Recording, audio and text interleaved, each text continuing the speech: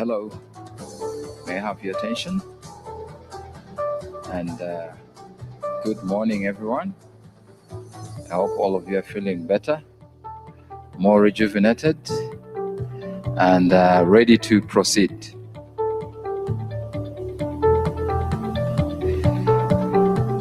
Could you please have your seats? Yes, thank you.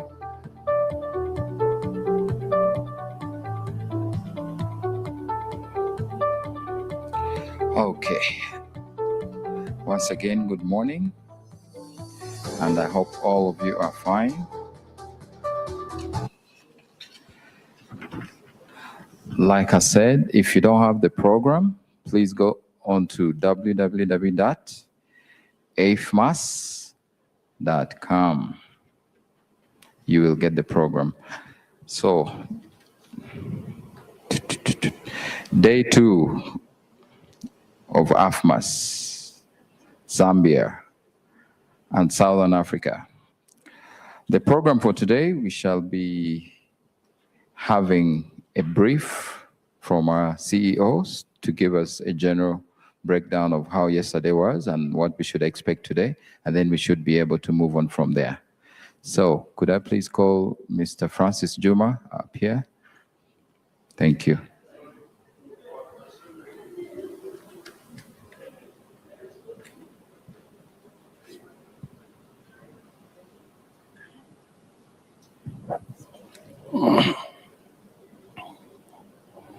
Okay, thanks a lot, everyone, for being here, taking time from your very busy schedule. I've met some guys who have come from Siavonga this morning. Must have been a very short night for them to get here this early. Mine is just to give a brief of what we've done so far, what's happening today, and what's happening tomorrow. So I would like to start by appreciating our sponsors for this edition of the event. Andritz is our title sponsor this year. They have their booth here. Please go and have a look and discuss with the team what they have on show. Beulah, our long-term partner in all our events that we go to, is our technical session sponsor. They had their session yesterday. But there's still a lot more to hear from Beulah again today. So be on the lookout. Beyond our sponsors is this document, which is at the kind of registration area, our catalog. I think our catalog is a very important one for you.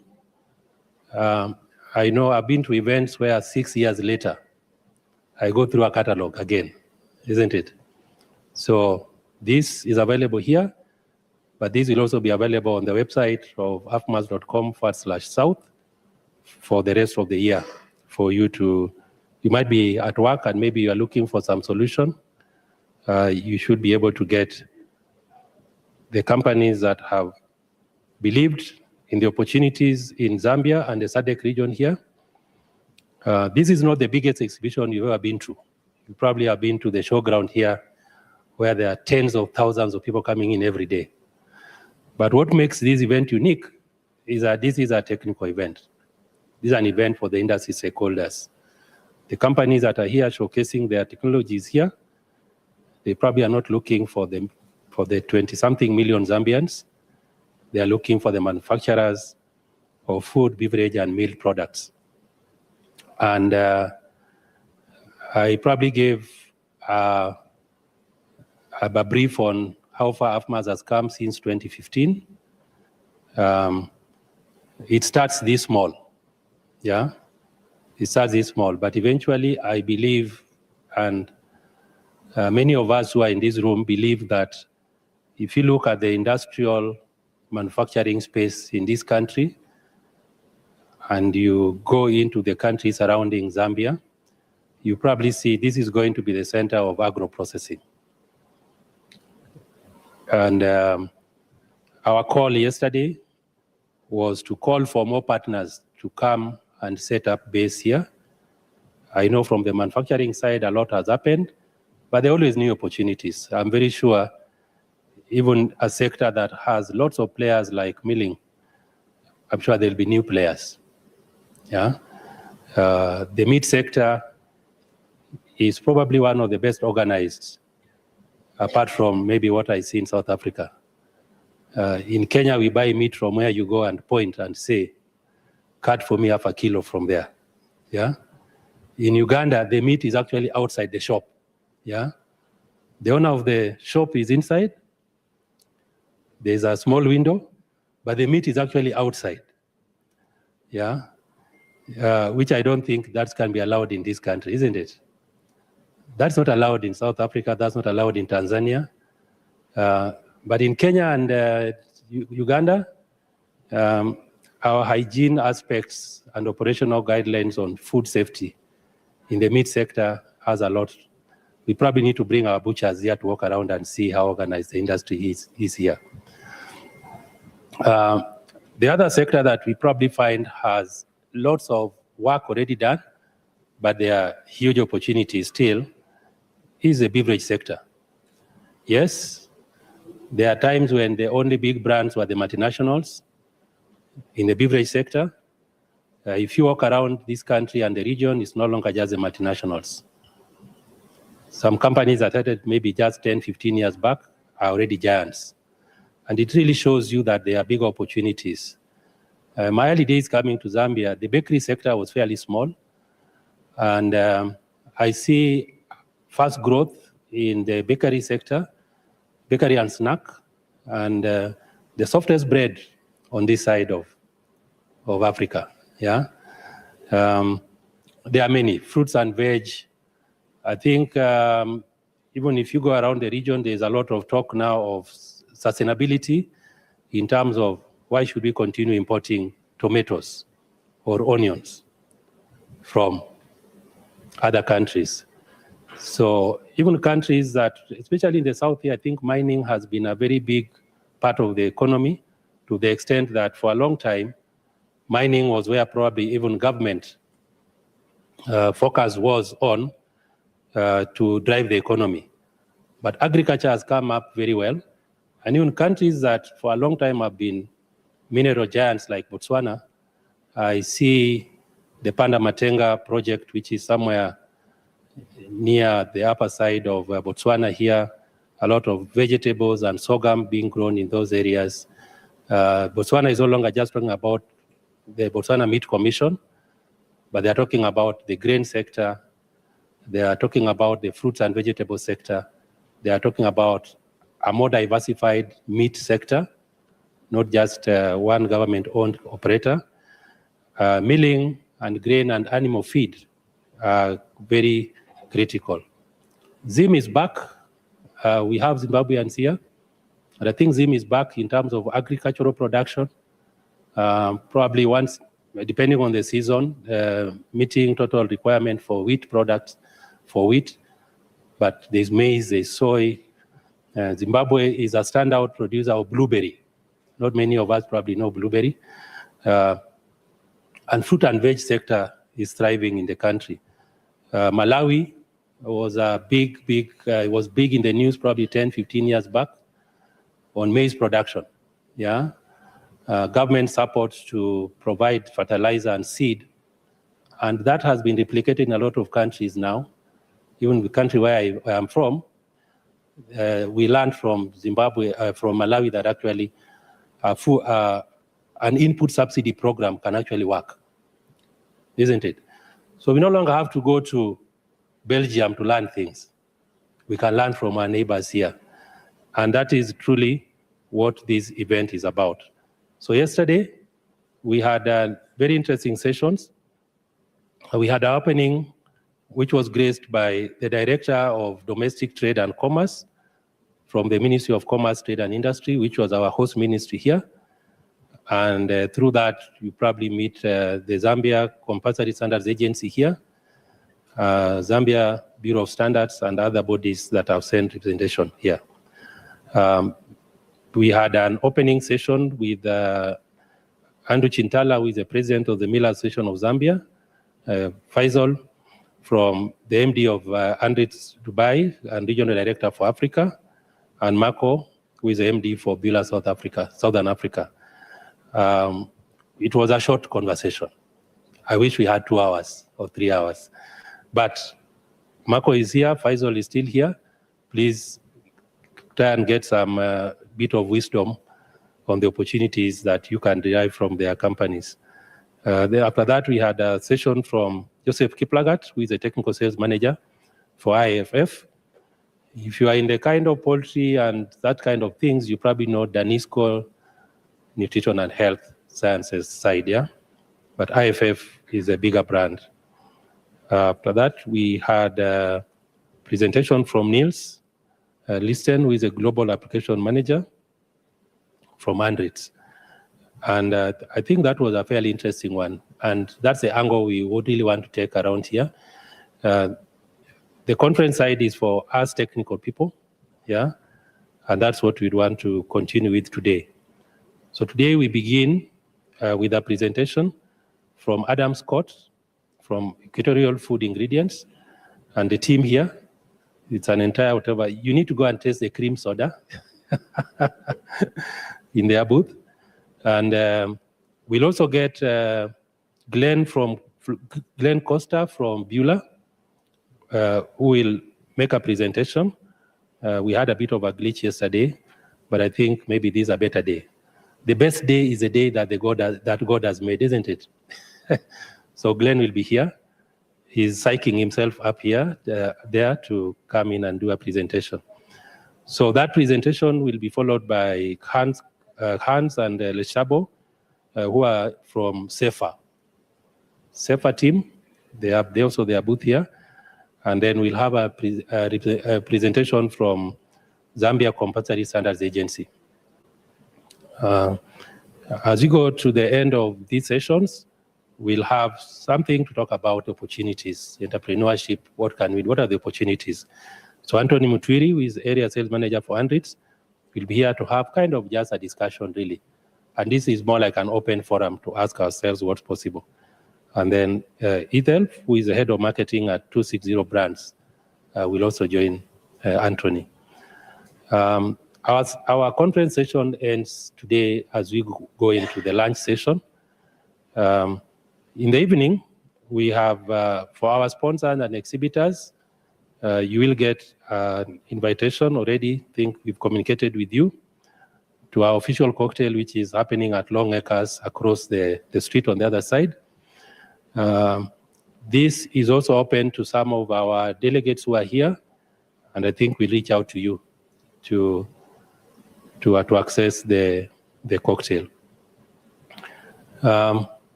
One of the things that is happening is that this event is a 3-day event. We have the conference for 2 days. Tomorrow, we have a special session sponsored by Andritz, which is their customer day here. And they have, if you look at our program, they have an entire day's program, the same location. What I do appreciate is that this has been a fairly thin program. We are not used to this kind of a very thin program, yeah? So I would want us to just take this as a startup. You know, you kind of need to get the energy going, yeah?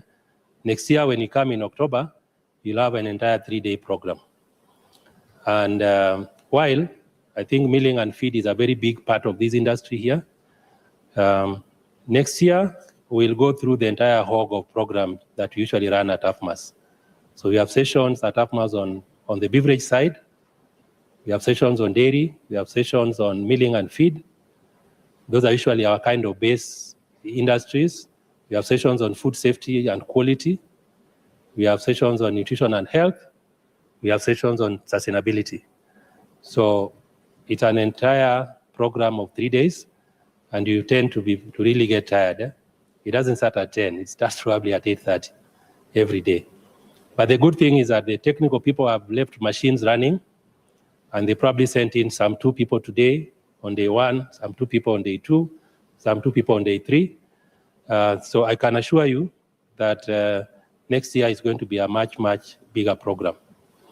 If you can make it, I would like to invite you to our bigger event in Nairobi, AFMASS Food Expo Kenya and Eastern Africa edition. It's July 15th to 17th at Sarit Expo Center. That event has an entire 3-day program of conferences. At the end of day one, we have what we call the AFMASS Operations Executive Cocktail, which is for technical guys, a miller, a dairy plant manager, QA person, nutritionist, food safety. So we have an event where if you talk about science, everybody in that room is a scientist, isn't it? So that's on day one. It happens from 6:30 up to maybe 9 o'clock.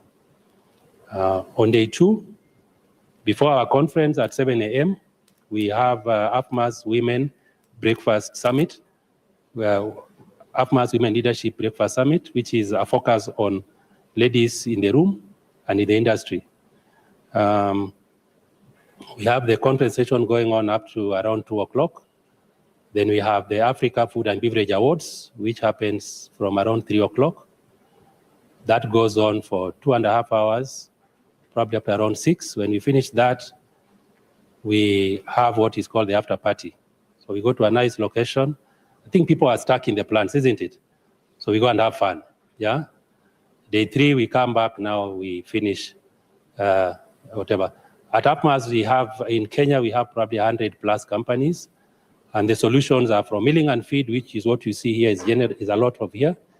We have lots of ingredients companies, we have lots of lab technology companies, we have lots of supply chain and logistics.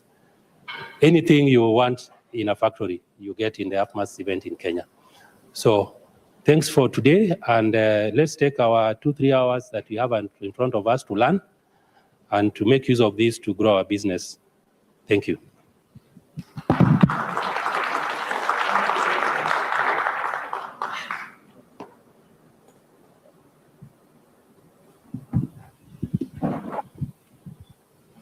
Okay, thank you all.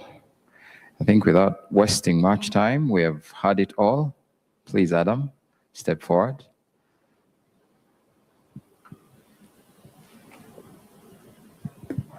Thank you. Thank you. Good morning, everyone.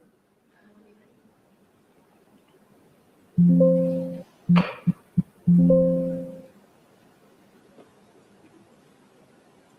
it a moment. Just getting this slideshow going.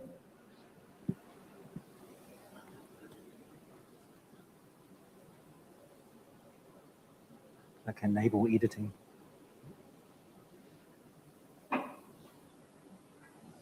See the yellow enable editing at the top?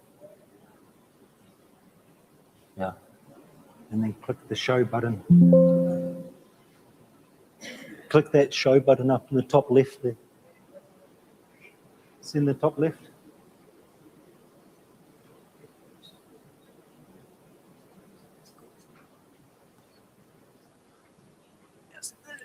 Just up there, that computer looking thing. That's it, that's it. Now we click, right? Click one, forward. Okay, go back, go back, go back. I'm giving everybody my show. Let's go back to the start. We're showing everybody my show.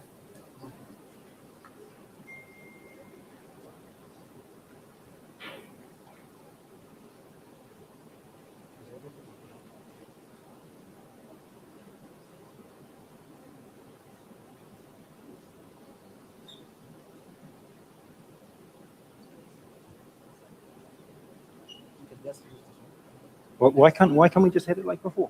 I don't want to show the slides on the side. I want it full screen.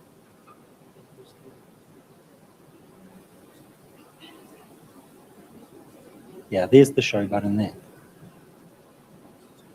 It's ready. It's ready. See the first one? No, we're not even starting at the start. We're at 4. We'll go back to slide 1.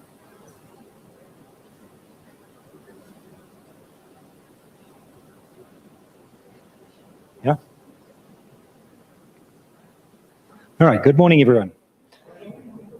I'm Adam from Equatorial Food Ingredients, and this is our team here. We're based here in Lusaka, on Kafui Road. And yeah, all of us there doing our thing. Come and see us anytime. We're not going anywhere, absolutely. So this is us, Equatorial Food Ingredients, and we offer top quality food and beverage ingredients for the food and beverage industry. So here's some of our top products and some tips and stuff like that to how to use them and how to make top quality products. So our first one here is sugar enhanced flavor.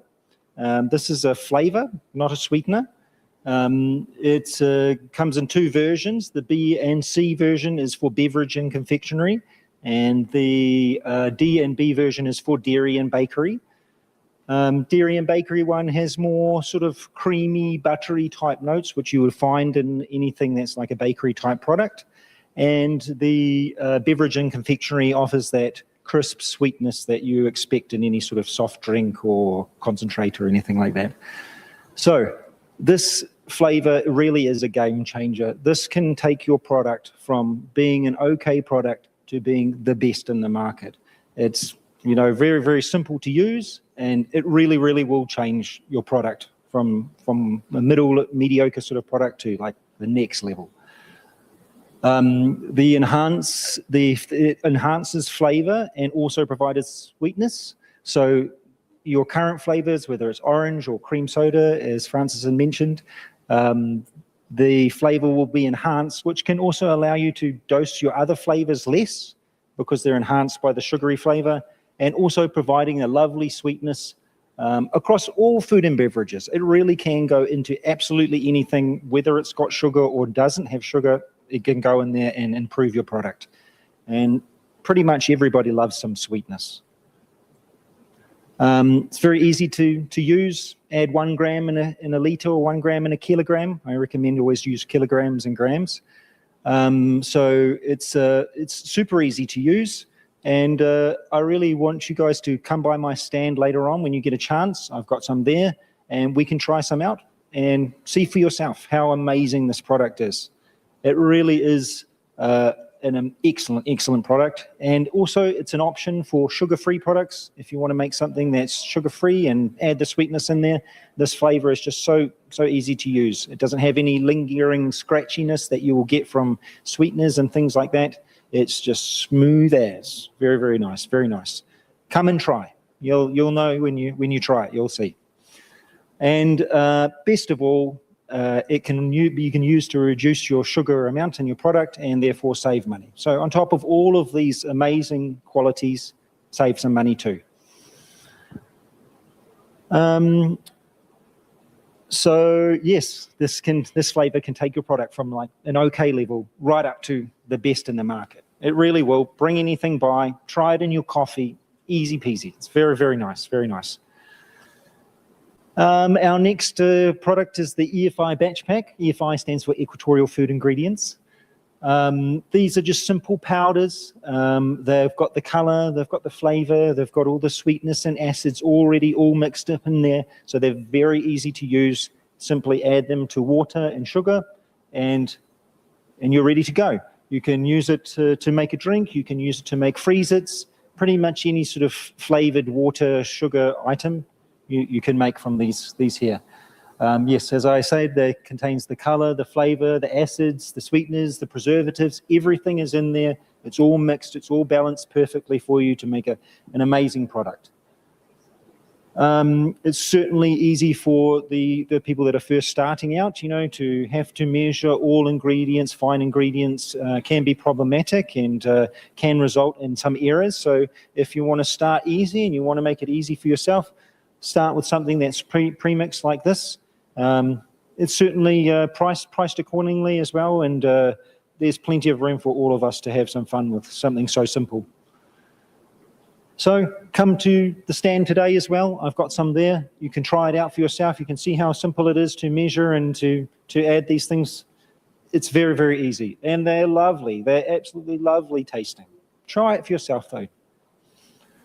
All right, next one we do also a concentrate batch pack, and this is slightly different to the EFI batch pack, maybe the next level up in your sort of your style of production. This one here comes again like a powder, all pre-blended. It's got the acids, the sweeteners, and the preservatives. So this one allows you to add your own color, your own flavor, and other aspects that you want to add to your beverage.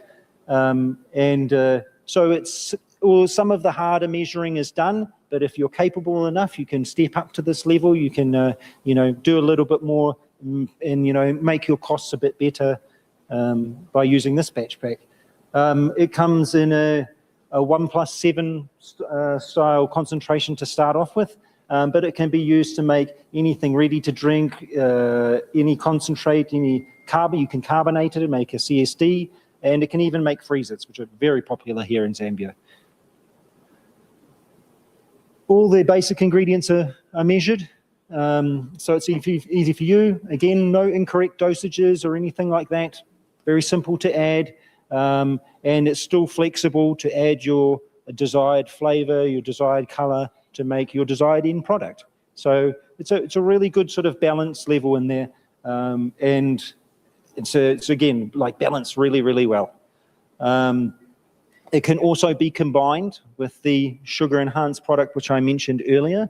And then when you make a concentrate, you'll end up with a 5% sugar mix.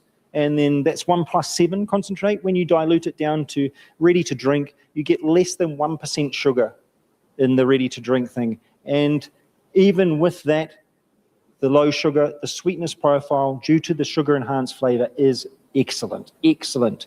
I've definitely had people comment that it is up around 5% sugar, but it's less than 1%. So absolutely amazing product.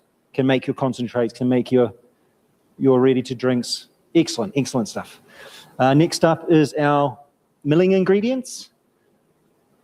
We offer top quality flour correctors. These are added into your flour at the milling stage to make bread flour, to standardize your flour.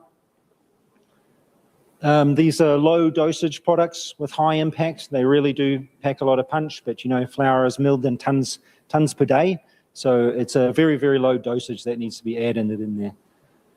We have two sort of main options. You can buy these correctors all blended up, ready to go.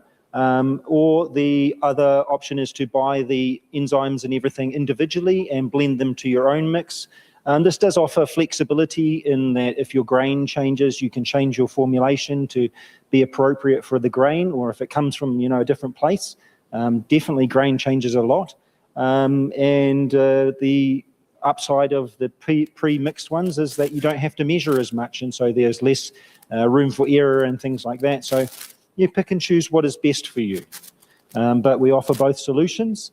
So if you like, arrange with EFI, we can come out and do some test baking, usually at any mill, or we can find a bakery to bake at, and you can see the proof for yourself.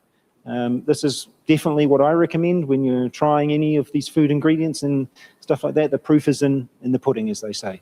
Try it out, try it out. That's the way to do it. We're here, we're in Lusaka. We'll come and try with you anytime, anytime.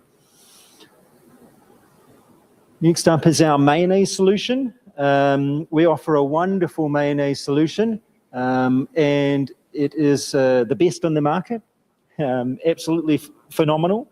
It's extremely easy to make. Only 6 steps. The last step, I think, is pack it, pour it into a jar. It's so easy to make, very, very easy.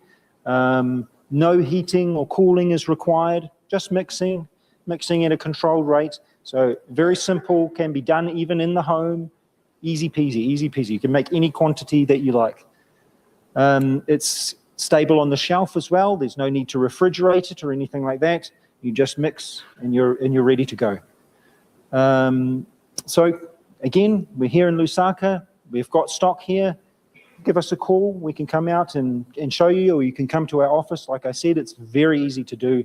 Minimal kitchen equipment is required to make this stuff. So absolutely, absolutely. And we've got plenty of hot tips for you all.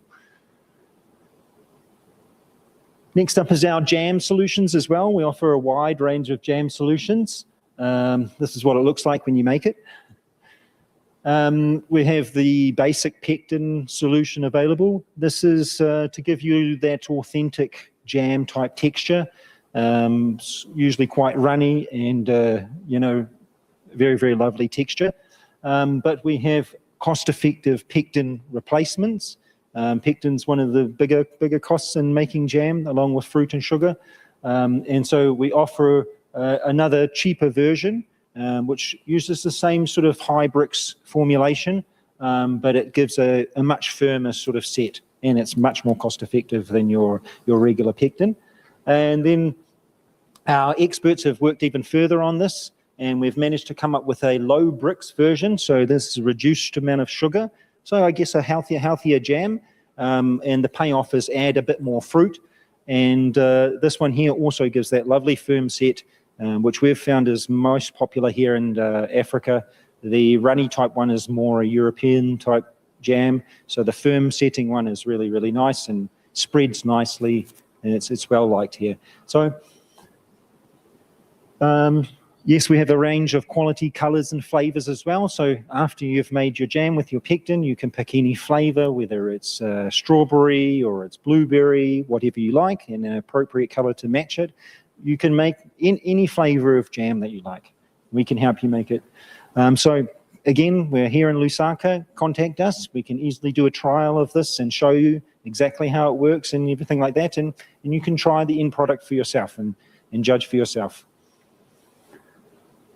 Come to the EFSI stand as well. I think I've got some jam there that we can try that's already made out. So come and see me, and we can talk more about it.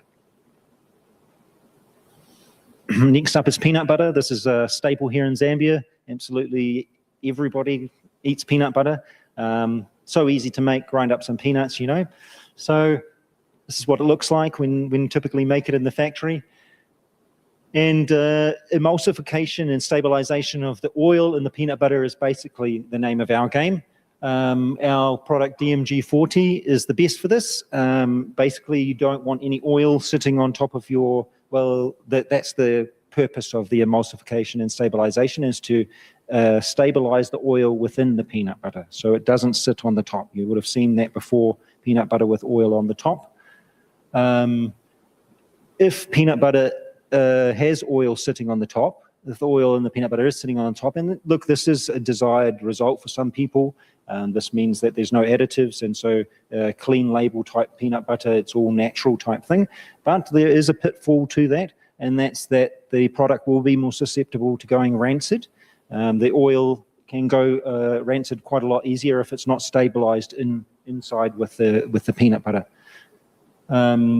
So it's only a low dosage product, again, 1 to 2%. Certainly not a very big cost, especially considering if you have returns. If things are going rancid and you're getting returns, like even 1 jar can be enough to offset the cost of a whole production batch. So very, very easy to use. Stabilize the oil if you really want a product that's going to stay well on the shelf. Sorry, wrong button. So there is another solution using palm oil, but why use the DMG instead of the palm oil? There's a few main reasons. The number one is that the DMG 40 is environmentally friendly. We all know the reputation of palm oil. So if you want to avoid that and have like a clean label product with no palm oil, then DMG 40 is there for you.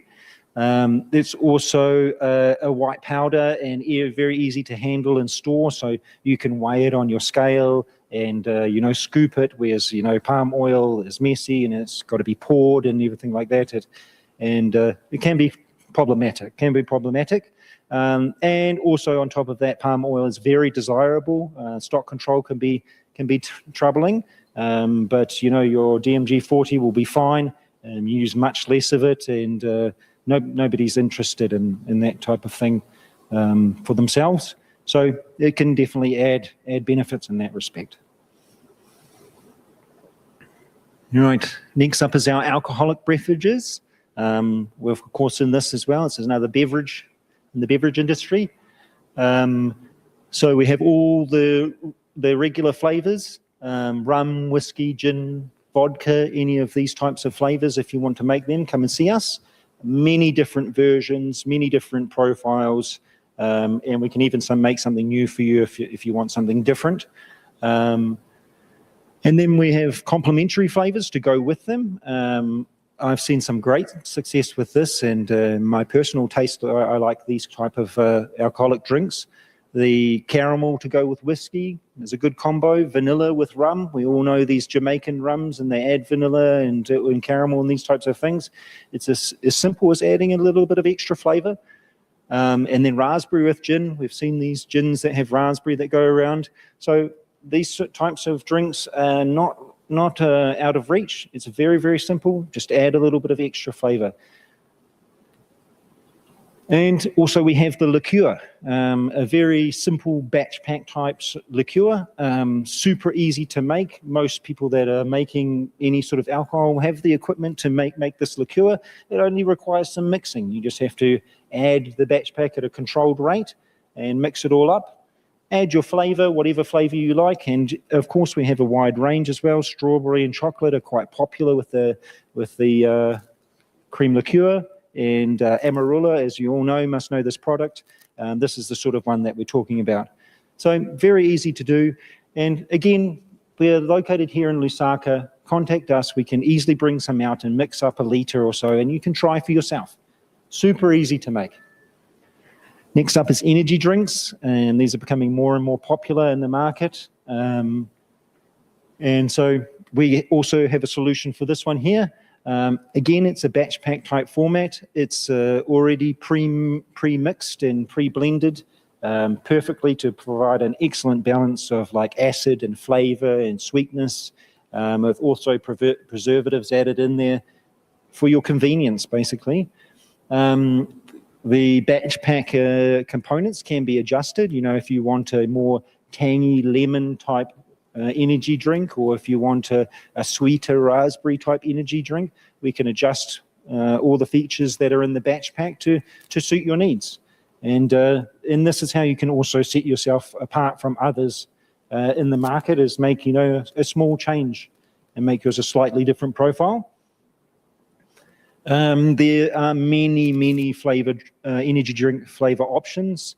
We can do just about any sort of flavor that you want, and, you know, make a new one for you that's, you know, your sort of profile. Is not a problem.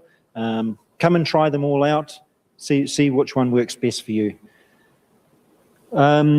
And also, again, in these alcohol formula and energy drink formulations, there we are using the sugar flavor, sugar enhance. This is absolutely lovely, you know, really smooths out the sweetness and makes it a lovely product.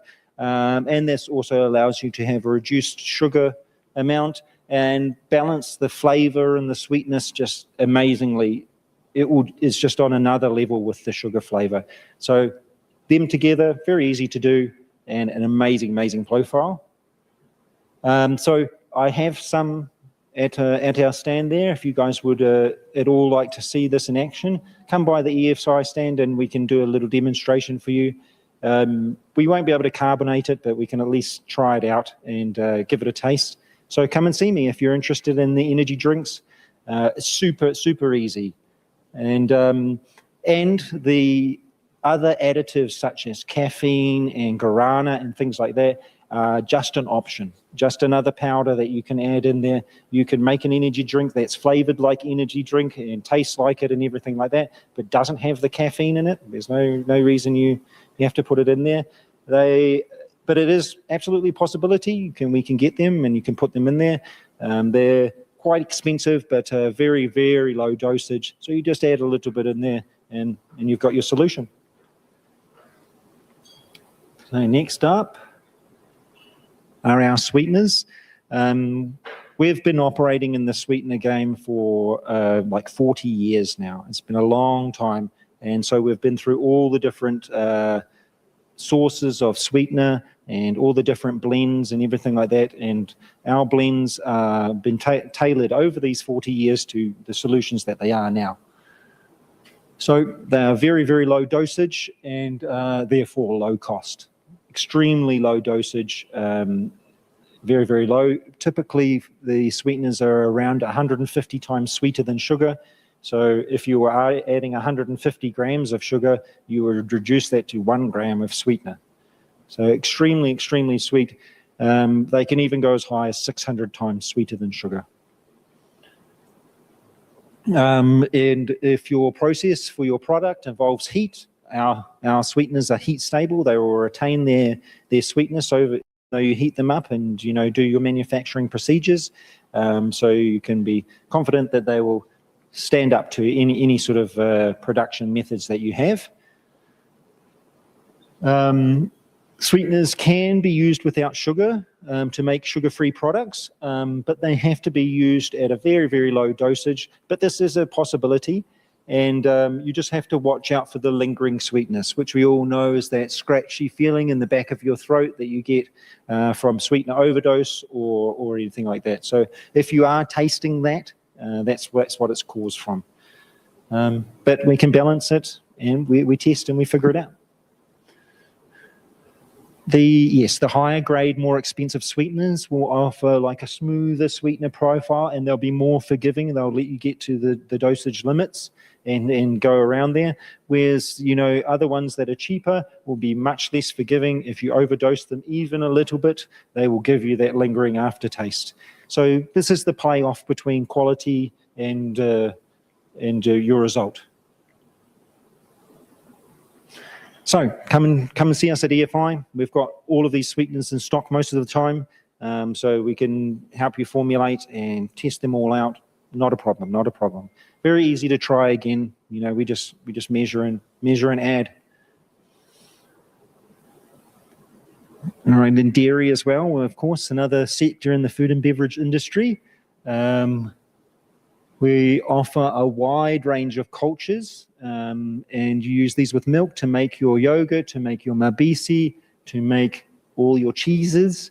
So we can help you with any of those. Our cultures come directly from Mediterranean, from Italy, and they are handmade almost by two brothers and a father. So they're top quality, absolutely amazing cultures. And their technology is also very, very advanced. They are constantly testing new strains of bacteria and things like that to develop these new cultures. And there's really like an unlimited amount of different bacterias and different arrangements that you can do. So you have to be very sharp to know which way to go to get the desired results. These guys are just experts, absolute experts at it. Try the cultures yourself and you will see. So we have also a new range with low post-acidification. So when you make any sort of dairy product, what happens is the pH starts somewhere around 6.5 and it drops down and down and down and down until you get the thickness of the yogurt, and somewhere around pH of 4.2. You stop the process by changing the temperature, put it in the fridge. This will stop the fermentation. Now, over time on the shelf, these yogurts will the pH will slowly drop. And you may have tasted some yogurt before in the past, and it's very acidy, and this means that it has continued to acidify, and eventually it does go off, coagulates and does all kinds of stuff. And so we have new cultures which have new strains in them, and these offer extremely low post-acidification. You'll find that over time the pH will barely drop. So what does this translate into? This translates into basically a longer shelf life and more forgiving with, power can go off and things like that. These yogurts made with the low post-acidification cultures will not be as susceptible to going off when we have a power outage, when something stops working, when a fan in the fridge stops working or something like that. It will just be more forgiving. So new technology, absolutely I recommend give this a try. Extend your shelf life. They cost the same as the other cultures, so absolutely look at this. Also lactose-free is another option, which we've been looking into. With this, putting the additive in there to make a yogurt or a mabisi lactose-free will in the end result in a slight amount of sweetness. So if you're using this yogurt to make a flavored yogurt or anything like that, this means you can reduce the sugar in this flavored yogurt and therefore make a lactose-free product that costs less to make, and open yourself up to these other markets people that like lactose-free yogurt. It's definitely an option, you know. It's very, very cheap. Just add a little bit. The milk is still your most expensive thing in this formulation. So come and talk to us. This is new technology. This is new markets and things like that. People in Zambia are looking for these things. They are looking for lactose-free. They're looking for, you know, sugar-free type products. You know, we're becoming more and more advanced here. We've also got some syrups. These are really good for new dairy manufacturers or old. They are, again, like pre-combined to make it very, very easy. You've got your color, your flavor, your sweetness, your preservatives. Everything is already in there. Simply add it to your yogurt, add it to your milk, and make a chocolate milkshake, make a strawberry milkshake, make strawberry yogurt. As simple as that. As simple as that. The syrups are amazing. So come and see us for those as well if you'd like. We can help you out, give you some to give it a test. So yes, contact DFI, come and see us. We can give you a little bit to try. We can even, you know, come out and help you use it and things like that. Like I said, we're based here in Lusaka. Come and see us, just on Kafui Road there. And so that is us.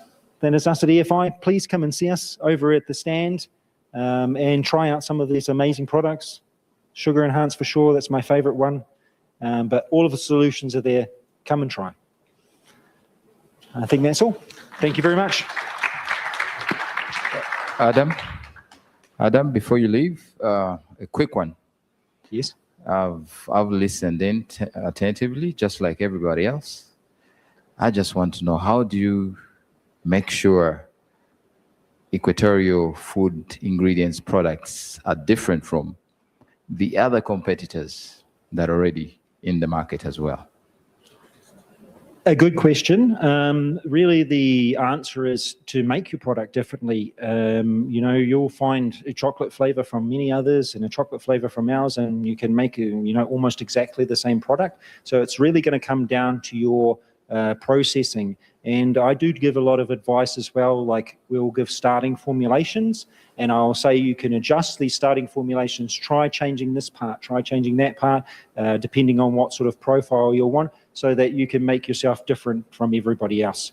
And then if you really want it to be different, you can combine two flavors together in a way that you don't tell anybody else, and this will keep your secret to yourself. So really, the way to keep your secrets is to keep trade secrets. You know, keep them to yourself. Keep your formulation to yourself. There are many different tips and tricks that you can do to, you know, keep it a secret. Absolutely. Thank you. You're welcome. You're welcome. Are there any other questions? Absolutely. I'm up here. Anyone got any questions about any of these, or are you all just going to come and try some, right? Yeah. If you're thirsty, it's the only place to get a drink, right? Awesome. Okay, well, thank you, everybody. If there's no other questions.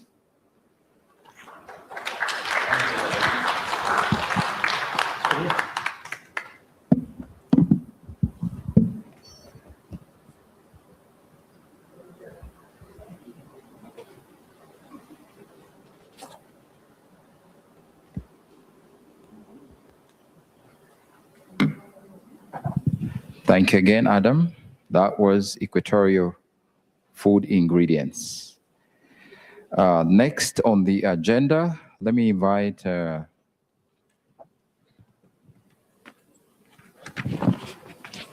Mr. Glenn Costa, Sales Manager, Bueller Group. Please come and have your presentation.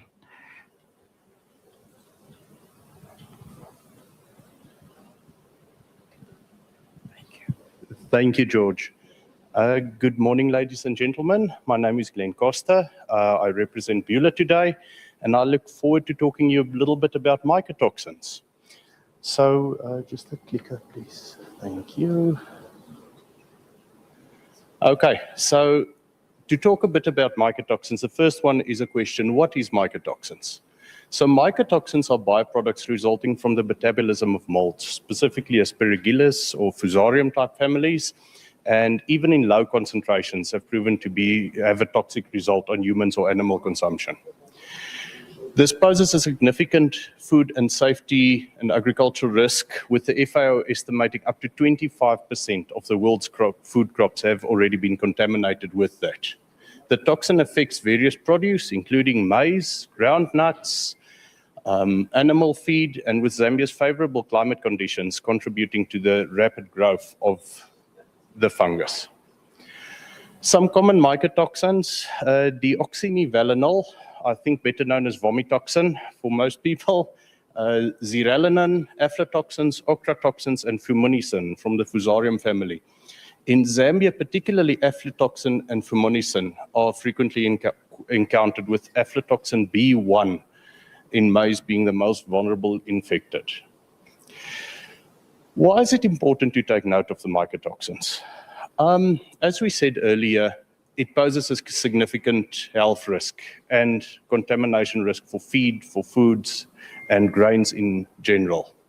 So the United Nations Food and Agriculture Organization, according to them, high levels of contamination have been linked to liver damage, chronic health issues, as well as numerous cases of animal deaths.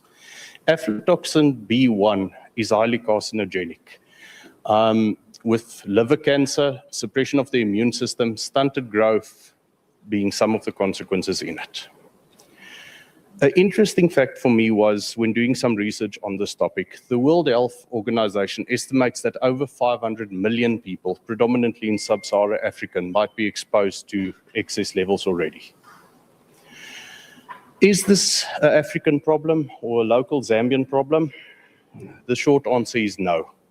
As can be seen with this map, the red indications is for mycotoxins levels that are already above recommended limits. If you're looking closely at the map, you might notice that Africa continent is mostly in gray.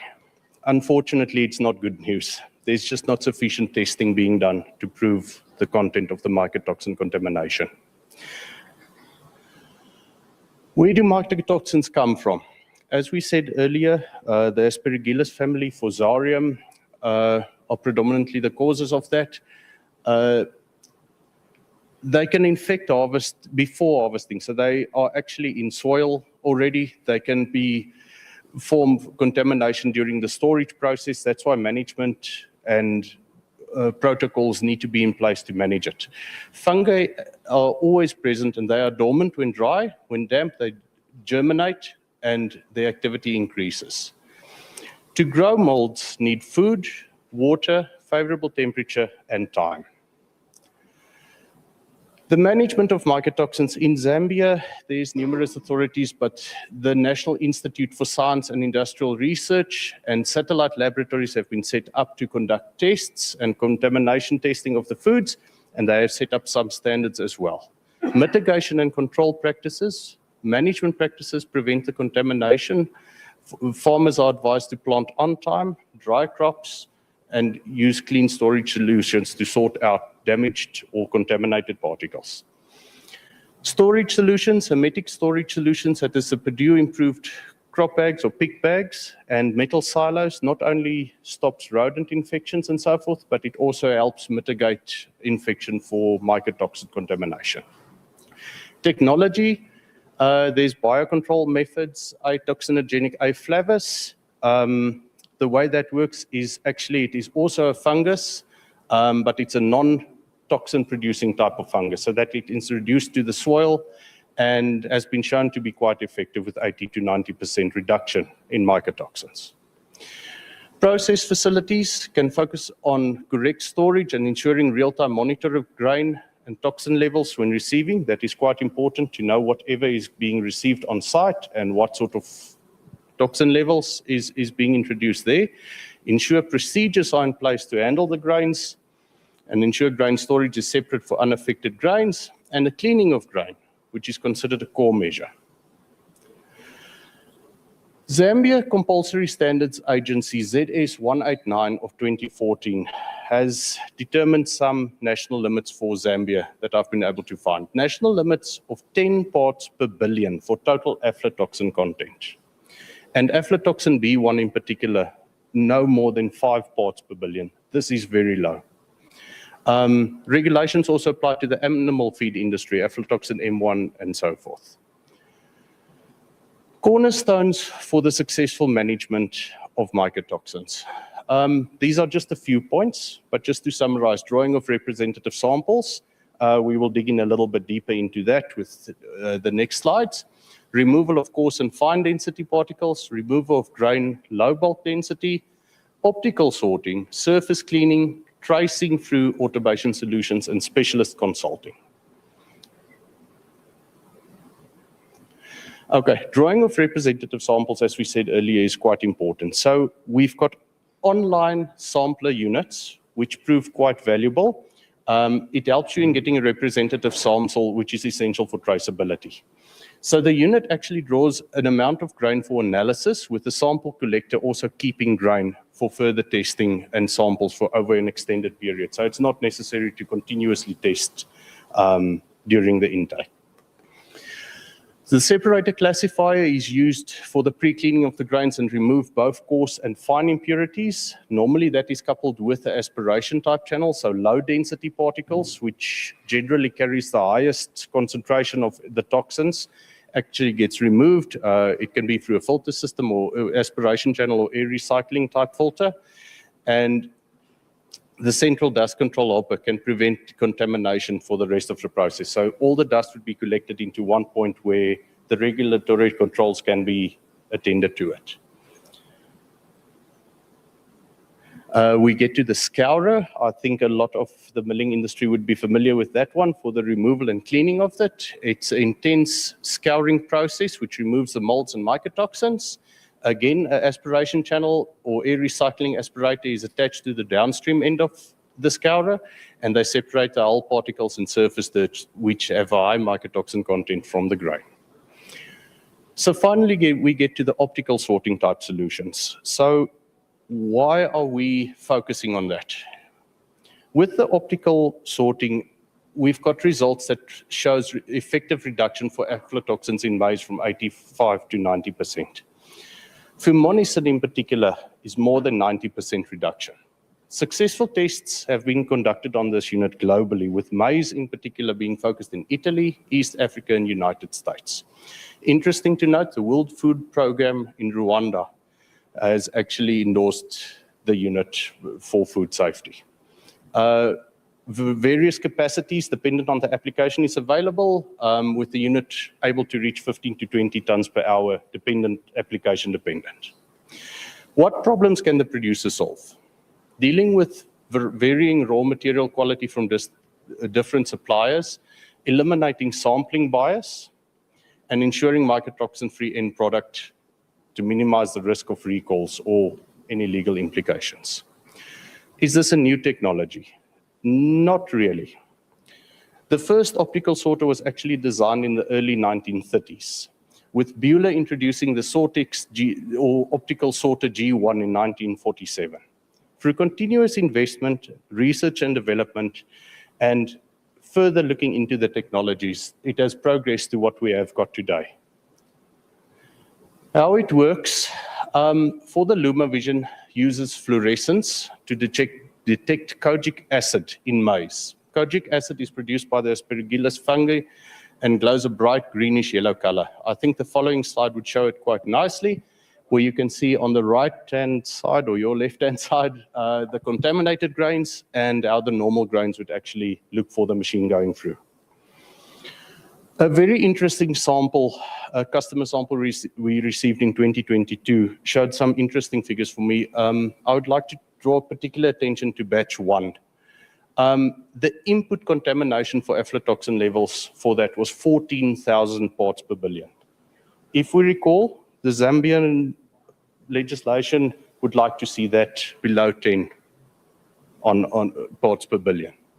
So after the first pass in the optical sorter, we effectively achieved a 98 parts per billion, requiring a second stage cleaning, which took it down to 3.1, which is well below the regular requirements. As can be seen on the left-hand side, the input, accepted, and the rejected materials. It's not just aflatoxins, it can reject any sort of contaminated particles in that. Connectivity of the Sortex iLuma vision is of critical importance. Producers can act fast and save money with alarms and notifications on customized thresholds. The reduction of waste, overview input contamination and ejections, increased productivity, you can track shift performance and downstream, and make informed decisions from anywhere, operate monitoring and reporting, which is crucial to have traceability. With the Sortex iLuma vision, everything is sorted in one machine. Aflatoxin control, brand reputation protection, real-time insights, and minimized yield losses. All the technologies discussed is of critical importance, but local support is required to make sure it works effectively and can be maintained. So for Beulah's Lusaka-based office, we offer on-the-ground support ready to keep the plant running at its best. All the service engineers are trained to Beulah Global Standards at the Africa Milling School based in Kenya, Nairobi. Consistent expertise and qualifications across our entire service team, continuous investment in upskilling and development of our service engineers, ongoing technical training to ensure we stay ahead of the curve, full life cycle plant support, advanced condition monitoring, and a proactive approach to plant maintenance. We have got our local team. We've got our manager for the local office, Victoria, is here today. You are most welcome to meet her at the stand. And hi, Victoria. And yeah, if there is any questions, please feel free to ask me now, or you're more than welcome to visit us at our stand, and we can definitely have a discussion further. Thank you.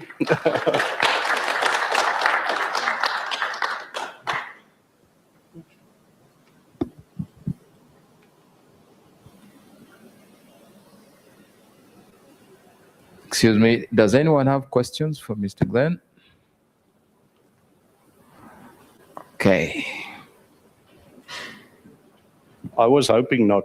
No, I'm joking.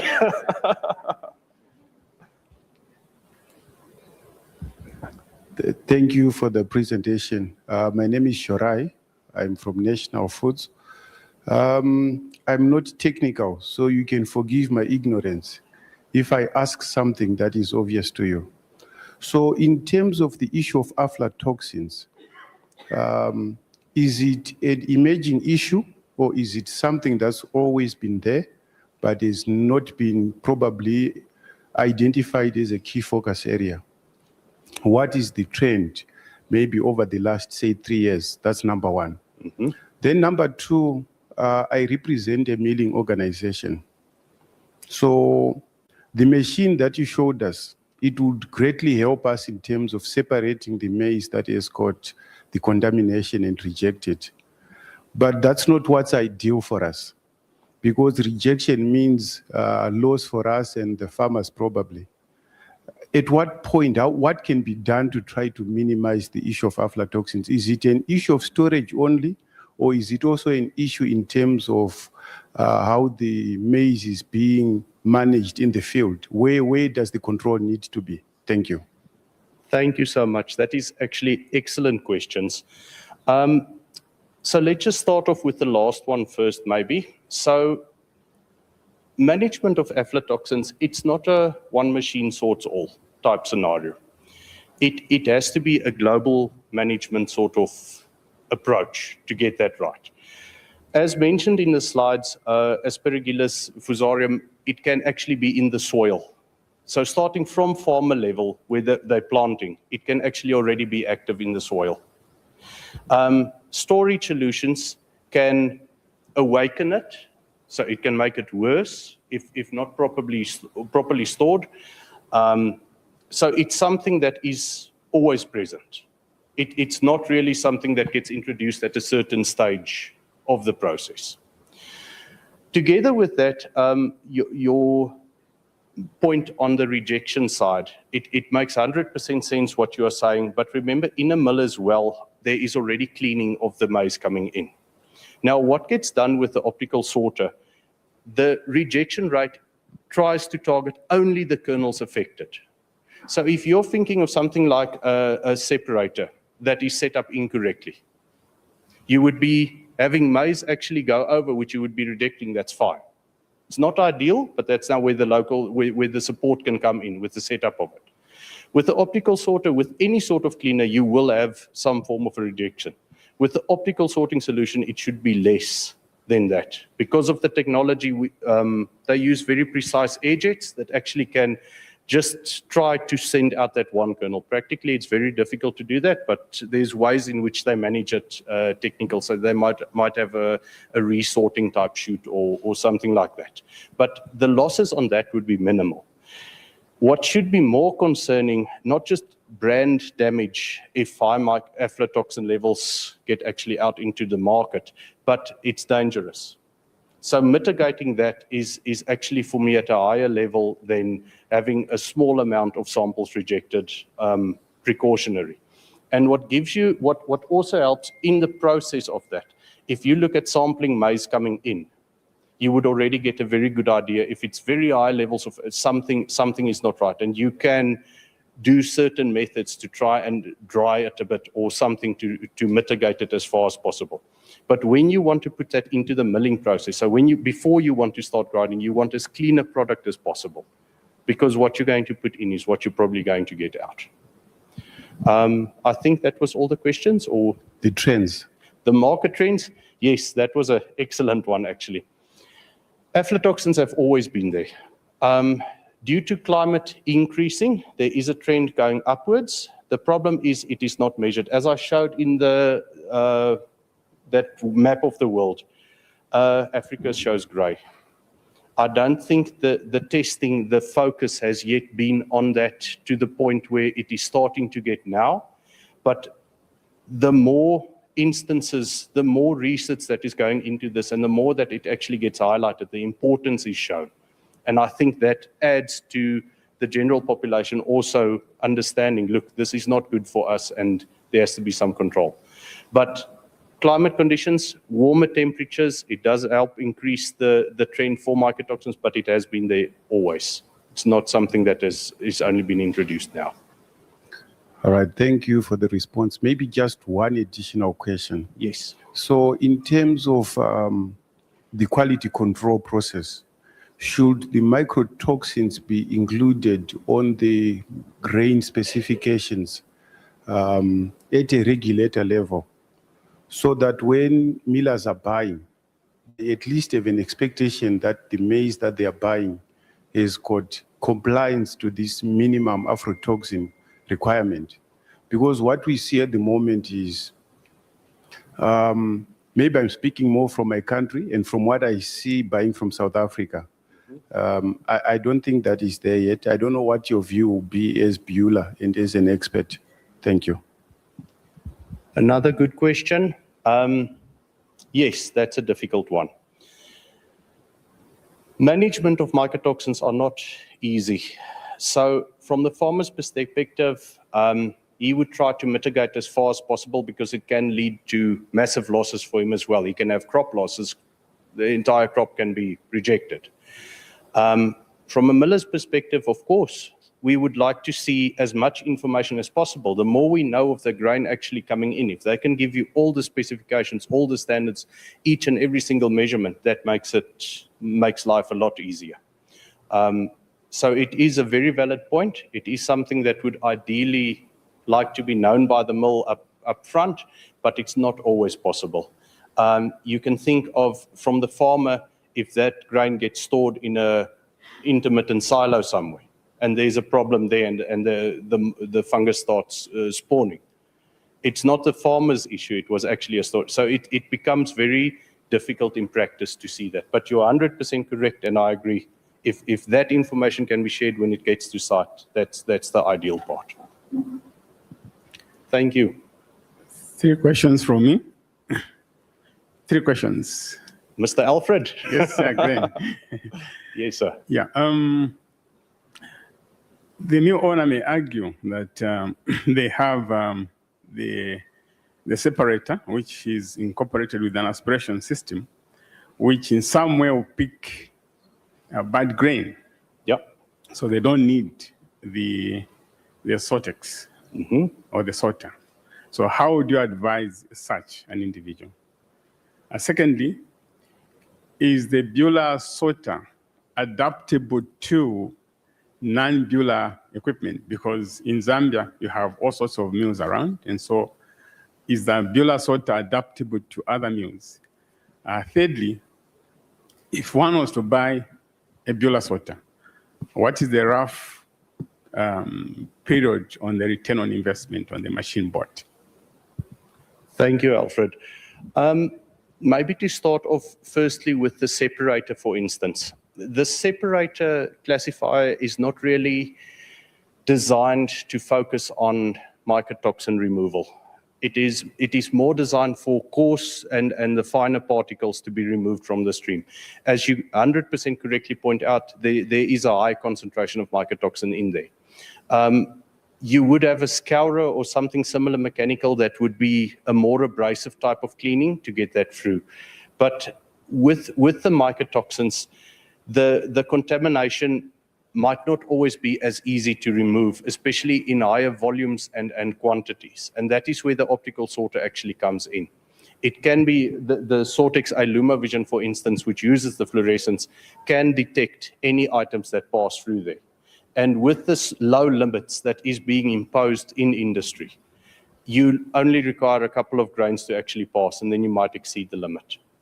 So the optical sorter acts almost like a safety device and a final check on the cleaning section to what would actually be put through to the mill.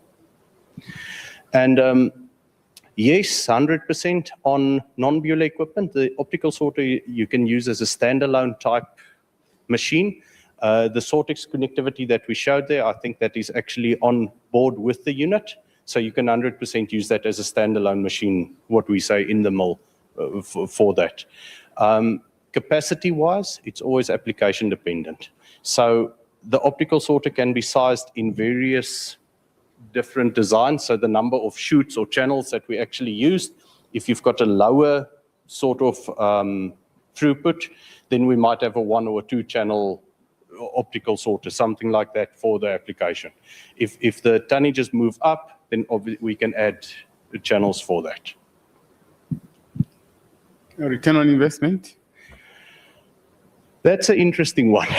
That's very difficult to answer. Look, we would need to have information, on the mill and all of that sort of details. That's something we can definitely help the customer with. So that would be a conversation, because we first need to understand what sort of input you are actually getting into the mill, what sort of aflatoxin levels are you working around, and we can then see. But to give you a very broad answer at this stage, brand damage alone would be catastrophic. So to rather have a safety measure in place, there should have a very high intrinsic value to that.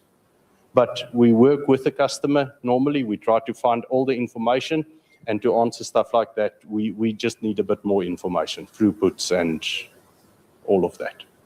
Thank you. Thank you.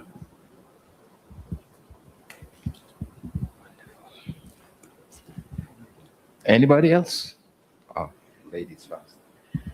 Sorry, mine is not just a question, but maybe just to add to all the questions on mycotoxin and aflatoxins.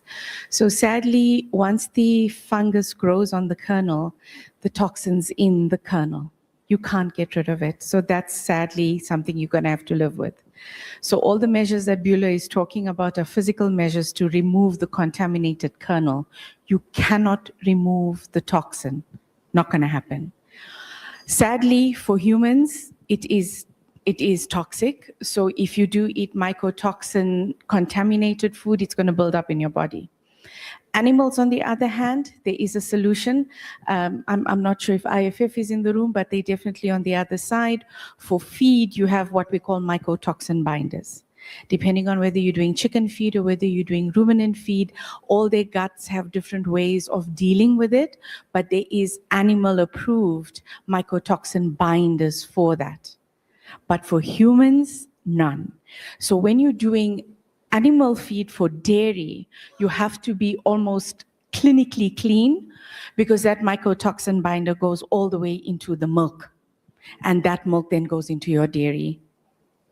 So yes, something definitely to put on the agenda next year, Francis, is all the different ways and mitigation risks on dealing with how the contamination starts and how to make sure it doesn't get into the grain in the first place. Because once it's there, you can't get it out. Perfect. Thank you so much.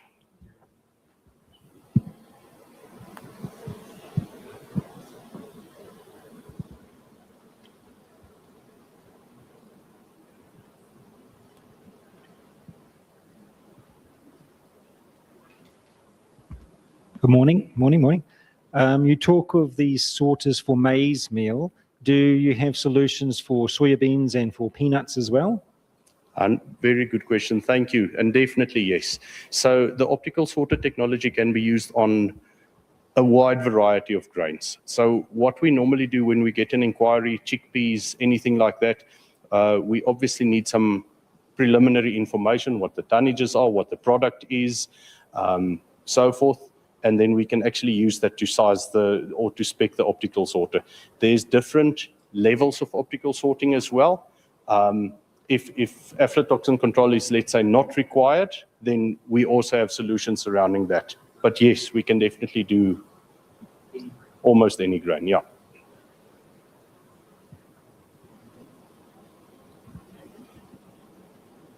I believe that's all. Okay. Thank you, everyone. Thank you, Glenn. Thanks, George. Thank you, Jen. Okay. That must have been really, really involving. So let's move on to the next. Safer. Let me have Mr.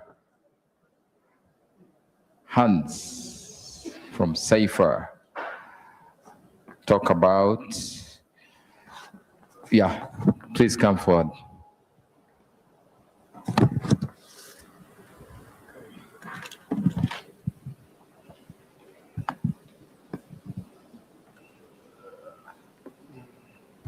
Okay, good morning, everyone. As George introduced myself and my colleague, I'm Hans Cronje, and this is Letsabo Depicho. So we are from Cefa, and we're both flour milling optimization specialists with a combined years of knowledge of 24 plus years in the milling industry. Can we just maybe get the...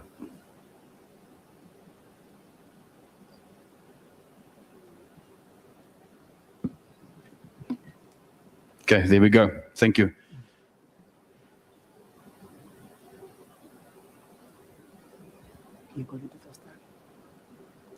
There we go.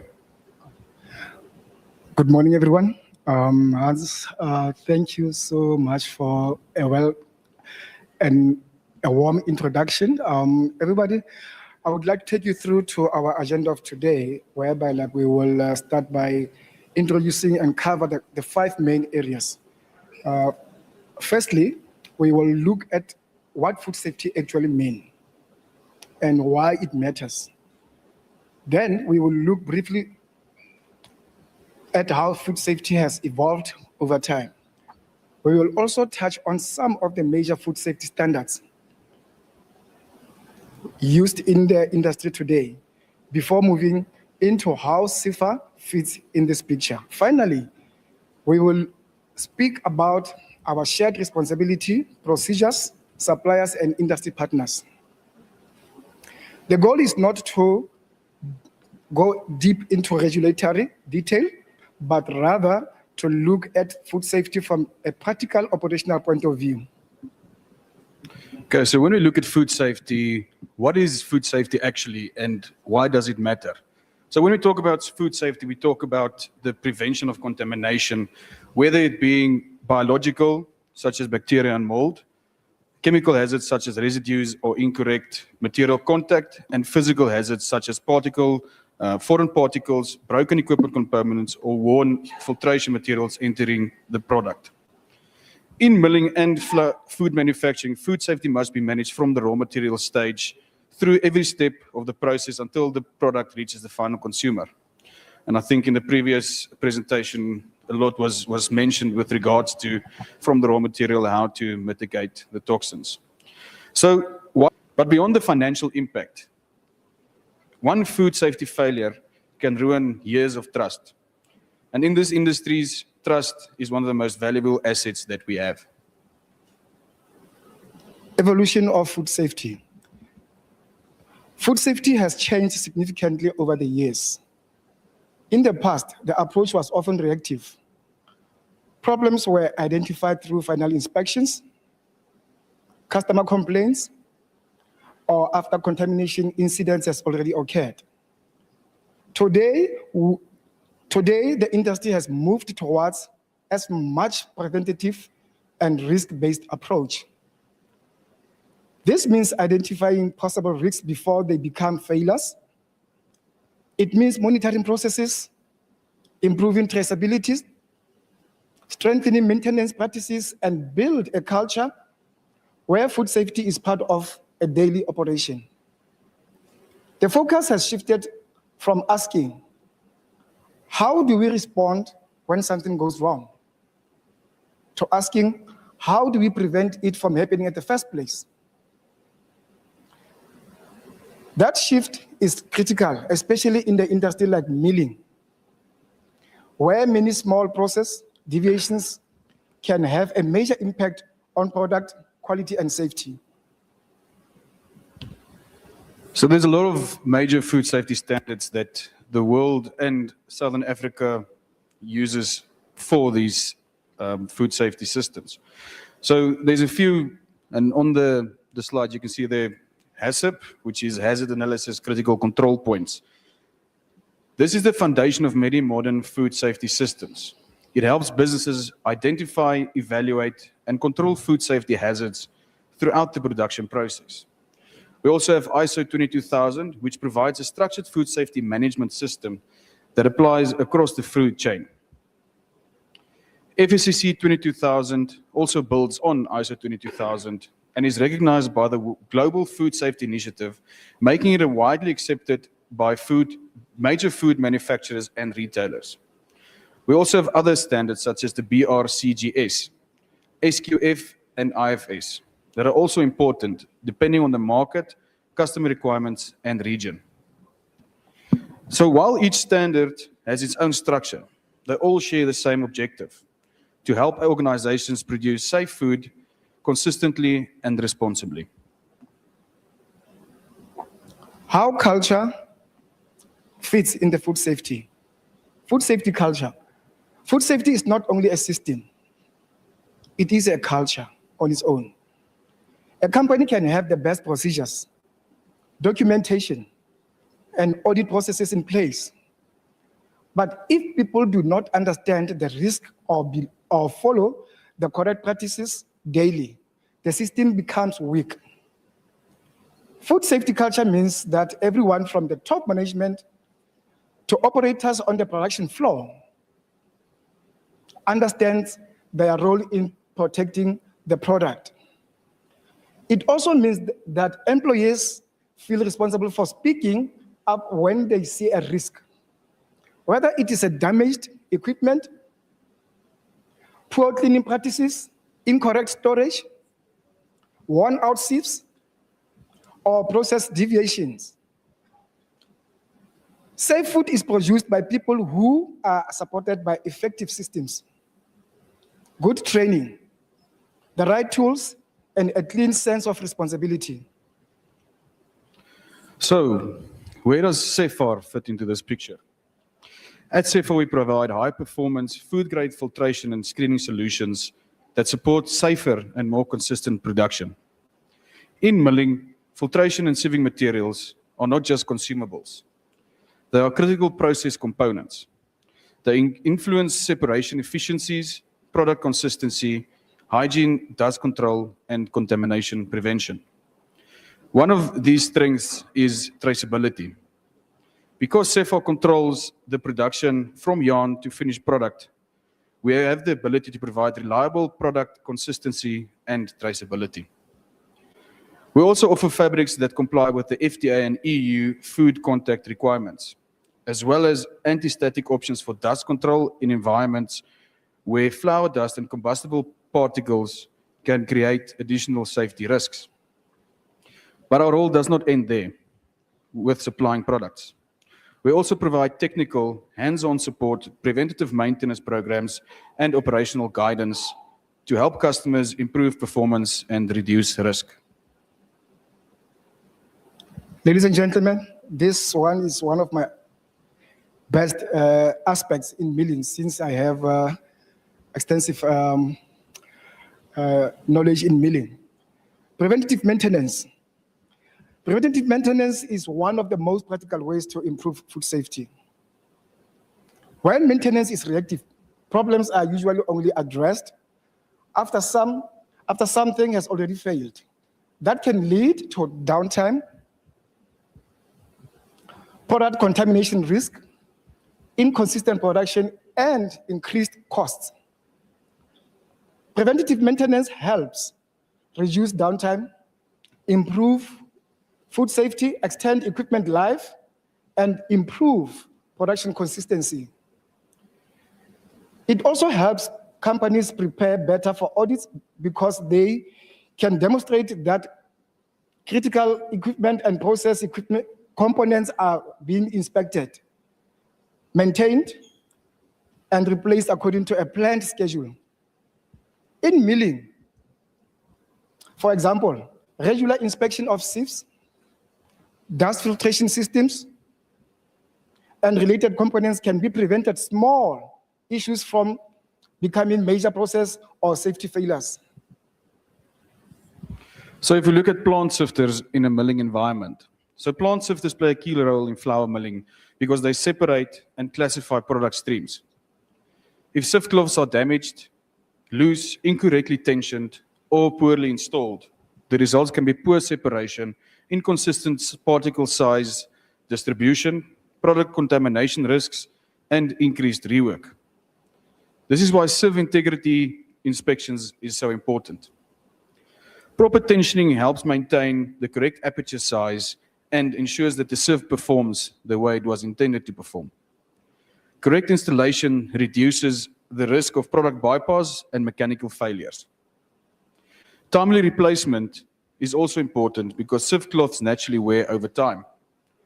Waiting too long can affect both product quality and process efficiencies. Good maintenance planning allows mills to stay ahead of these issues rather than only responding to when a product has already been affected. Our responsibility as producers and suppliers. Food safety is a shared responsibility. Producers are responsible for manufacturing food that is consistently safe. Suppliers are responsible for providing materials, equipment, and services that support the safe production. As an industry, we all have a responsibility to protect human and animal health, prevent contamination, and continuously improve our processes and standards. No single company can manage food safety alone. It depends on collaboration across the entire supply chain. When producers, suppliers, technical partners, and employees work together, the industry becomes stronger, safer, and more resilient.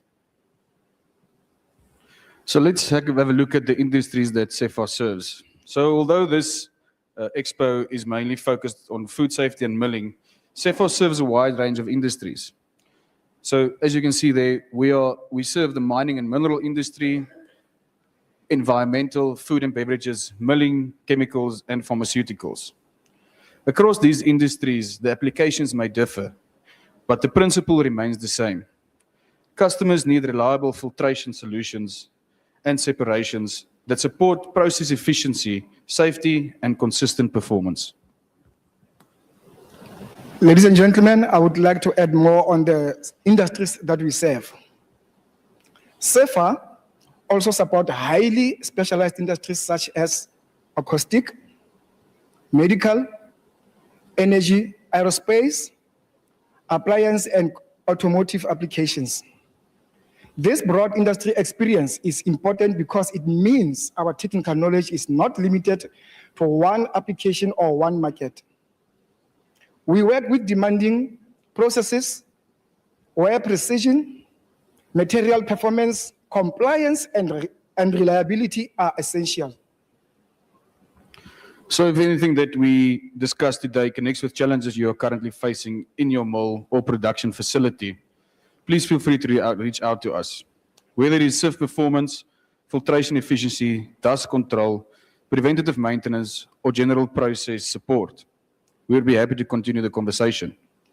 You can contact us using the details on screen or connect with us on LinkedIn. Our numbers are also available to support you on WhatsApp. We believe that practical conversations often lead to the best improvements.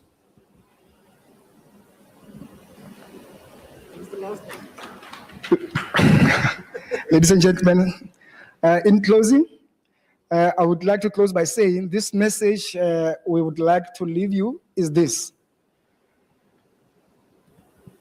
Food safety is not a once-off engagement.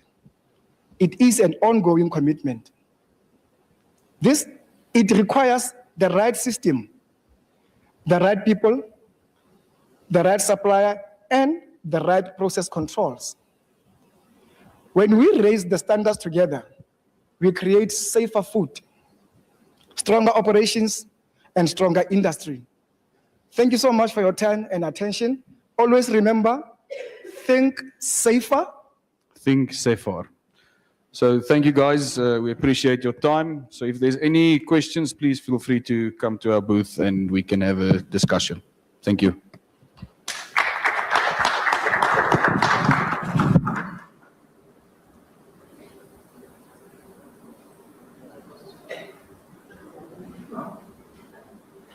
So if somebody has a question, they come to your booth. Okay, I think we have all had that. Okay, thank you very much. Safer. The next session or the next speaking opportunity should be from ZCSA. Anybody from ZCSA?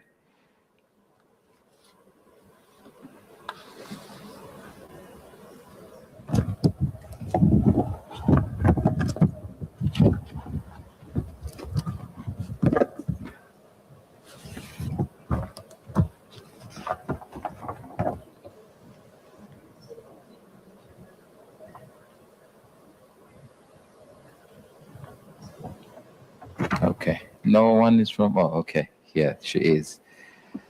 All right.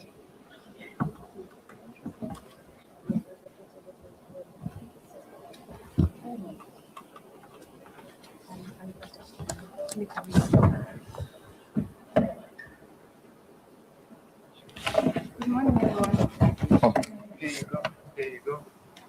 Oh, sorry.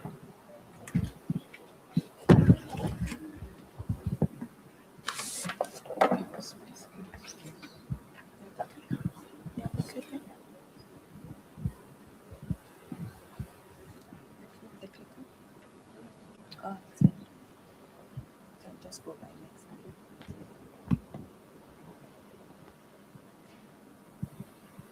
Let me do this. Sorry.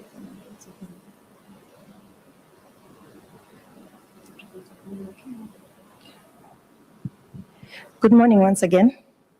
Okay. Thank you so much. I think as Zambia Compouser, we're very privileged to have this discussion with you and to just share some insights, especially on the topic at hand. So today we're tasked to just speak to what's new in terms of regulatory, things to do with food safety, quality and compliance in the agri-food, as well as food service and hospitality industry in Southern Africa. So the presentation outline is as follows. We'll look at the introduction and context. Then we'll look at regional regulatory landscape in Southern Africa. Then the ZCSA conformity assessment and regulatory role. Then we'll also look at the new trends in terms of regulation, food safety, as well as quality assurance, and the trends that are found in food service and hospitality industry. And then we'll look at just a small component on consumer protection and awareness as well, and the benefits, obviously, of regulatory compliance. Then I'll just close with recommendations and conclusions. Okay, so the agri-food and hospitality industry has grown over the years, and it has revealed that there's quite a number of aspects in terms of what consumers out there are looking for. And in terms of standards, also, you find that across countries and across the Southern African region, there's quite a number of standards that people are looking out for. Consumers also are expectant. So this has brought about the concept of maybe an increased demand for safe food, as well as an increased demand also for standardization, as well as international trade. So when we look at these aspects, the role of regulators such as Zambia Compulsory Standard Agency is essentially to protect consumers as well as facilitate trade. So this creates increased regulatory focus on consumer protection through this compliance to standards. So the landscape around the region, well, we are aligned to ensure that whatever we're doing is in alignment with the SADC, COMESA, as well as the World Trade Organization obligations for the country. So we are not just working in silos as a country in terms of Zambia, we're actually looking into standardization around the region. And this has helped us to ensure that instead of us just looking at national compliance, we're now looking at regional and international compliance. And some of the frameworks that have been put up, especially through the Ministry of Commerce, Trade and Industry, is to ensure that we have a national quality infrastructure, which includes not only Zambia Compulsory Standards Agency, but as well as ZABS, which is the Zambia Bureau of Standards, and the Zambia Metrology Agency. So we work not alone, but as a collaborative effort to ensure that these standards are harmonized and that we are facilitating trade. Okay. So our conformity assessment in terms of Zambia Compulsory Standards Agency, our framework stem from the Act. We have the Compulsory Standard Act 422 of the laws of Zambia. From this act is where now we draw what we call statutory instruments that give us the mandate to ensure that we comply or we regulate the compulsory standards. So through these SIs, the minister is able to now effect a compulsory standard. So standards will move from being voluntary in nature to regulation. And these standards are now supplemented with our internal frameworks where we use permit conditions just to ensure that the processes that the people that are manufacturing or into industry are able to follow, as well as the product itself. So there's two criteria when it comes to certification or permit acquisitions. Okay. So conformity assessment and the regulatory role, well, conformity assessment, from the definition there, obviously products must meet compulsory standards, as well as ensure that only compliant products have access to the market. So what is our role as an agency? As an agency, what we do is we conduct inspections and sampling. So these inspections are categorized into schemes. So we've got as an institution schemes which we call import quality monitoring as well as the domestic quality monitoring schemes. So these schemes for the import section is that we conduct inspection and sampling for products at entry point. So these are complete products that are listed under the list of compulsory standards that we sample at the entry point. So if we are unable to conduct an entry sampling per se or inspection, they are usually categorized into destination inspections that we now perform. And our import quality monitoring scheme has got batch certificates, we've got pre-import certifications, as well as annual certifications. So for someone who's looking into just importing a batch, you are at liberty to just make a payment for that batch. So this can include various products, food, beverages, agro products that you may be bringing in. I'm sure we've seen a lot of influx of imported fertilizers that are coming into the market. So those are what we would give as batch either, or if the client has got a history of compliant products, they can move to what we call pre-import. And if at all that client is consistently importing these products and they're consistently complying, they can move to the system that we call annual certification. And then under the domestic front, we have what we call a permit to supply. So at this stage, at pre-market approval, we conduct what we call on-site inspections. So these inspections could be an initial for the award of a permit to supply. It could be a surveillance, which we conduct every quarter once you are issued with the permit, or it could be a renewal, which is conducted as a calendar year every fourth quarter of the year. So once these are done, there are other inspections that happen that are non-routine. These could be what we call spot checks. So at a spot check, we might come to a facility, for instance, that's producing jams, just to ensure that they're actually following through with what they're doing, even when there is no notification of the inspection.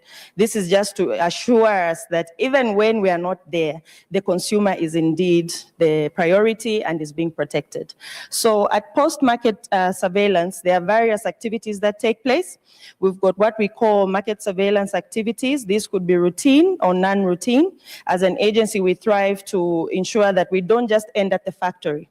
Because at the factory, if an inspector says, I'll be coming in 2 weeks, you'll find everybody there, employees, employers, they're all in proper protective clothing, and the products on that day, they'll be on pallets. So we want to follow the product into the market. So we do what we call routine market surveillances. Of course, there's some constraints there because the world is evolving. We would like to use, artificial intelligence to ensure that we are tapping into the market even when we are not presently there. Issues like, engaging PACRA to ensure that we are able to just filter out what kind of products are being registered under those particular entities and just have that database that we work with. But all the same, what we're currently doing is that we have joint market surveillances, so we don't always go alone. We'll be with, say, ZMA. We might be with CCPC. We can even be with our public health department. And ZMA will be there checking, is this millimil really 25 kgs, for instance? Is this feed really at 50 kgs? While we'll also be looking at things to do with labeling. We'll also be looking at things to do with the packaging itself. Is it okay? Is this product expired? Do we have proper information on it? Other conformity assessment criteria is product testing. So the standards that are there are specific to a product. For instance, if you want to test for feed, we have specific standards for feed, poultry feed, pig feed, and stock feed such as animal feed, ruminant feed, which covers a range of ruminants in there. So the product-specific requirements is usually a test to determine if at all your products are actually meeting the Zambian standard. And remember, these Zambian standards are coming from international standards, either adopted for our nation. But we ensure that the standards at this point, if you pick up a standard, it will give you minimum requirements of what is expected of your product or service in the country and within the region. So other challenges that we might have, say, in terms of as an institution, we do not have a testing facility. So this is where now we engage Zambia Bureau of Standards to conduct testing. However, we do not end there. We'd still look out to other laboratory services that are credible, that can offer the testing facility. If it means sending it out of the country, we do that as well. The important thing is that we are signing and continue to sign service level agreements with these laboratories just to ensure that their test results that are coming forth are audited. Our quality team also goes into these laboratory facilities just to audit them and ensure that they are able to give us as per the service. So when you receive your test results that they are credible. Then the last part of conformity assessment is product licensing. So I'd mentioned under import, the type of licenses that you would get. So for batch, it means it will be only for that particular consignment. Pre-import is where if your products are complying, you can actually apply before. Even the annual import certification is the same. So for bigger manufacturing or manufacturers that are into constantly providing these products into the country, it's important that you move from batch, pre to even annual, just to lessen your administrative costs and burdens. Then under the domestic front, we issue what we call a permit to supply. This is also an annual license that is renewed at the end of each year. Okay. So just a snapshot on what exactly goes down in the process. I think from the discussions that have come forth from my previous presenters, we can agree now that indeed we need a regulator somewhere to ensure that trade is facilitated, that products on the market are there fairly and not unfairly. So you can imagine if you're investing into quality assurance and then you're not having your competitor is not also being regulated. So we're leveraging that market access and also ensuring that the consumers out there are safe. So some of the approach that we take and the process is that obviously we'll look at the building and facilities and equipment. I've heard from Bela that there's so many equipments that they are looking out for. Our interest when we look at the equipment, is it adequate to perform the function. For instance, if your equipment has got temperature controls, are those probes under maintenance? Is there preventative maintenance and service for it? So those are the things that an inspector would come and verify. So the personnel, in terms of competency, training, and management supervision, we want to make sure that there is continuity.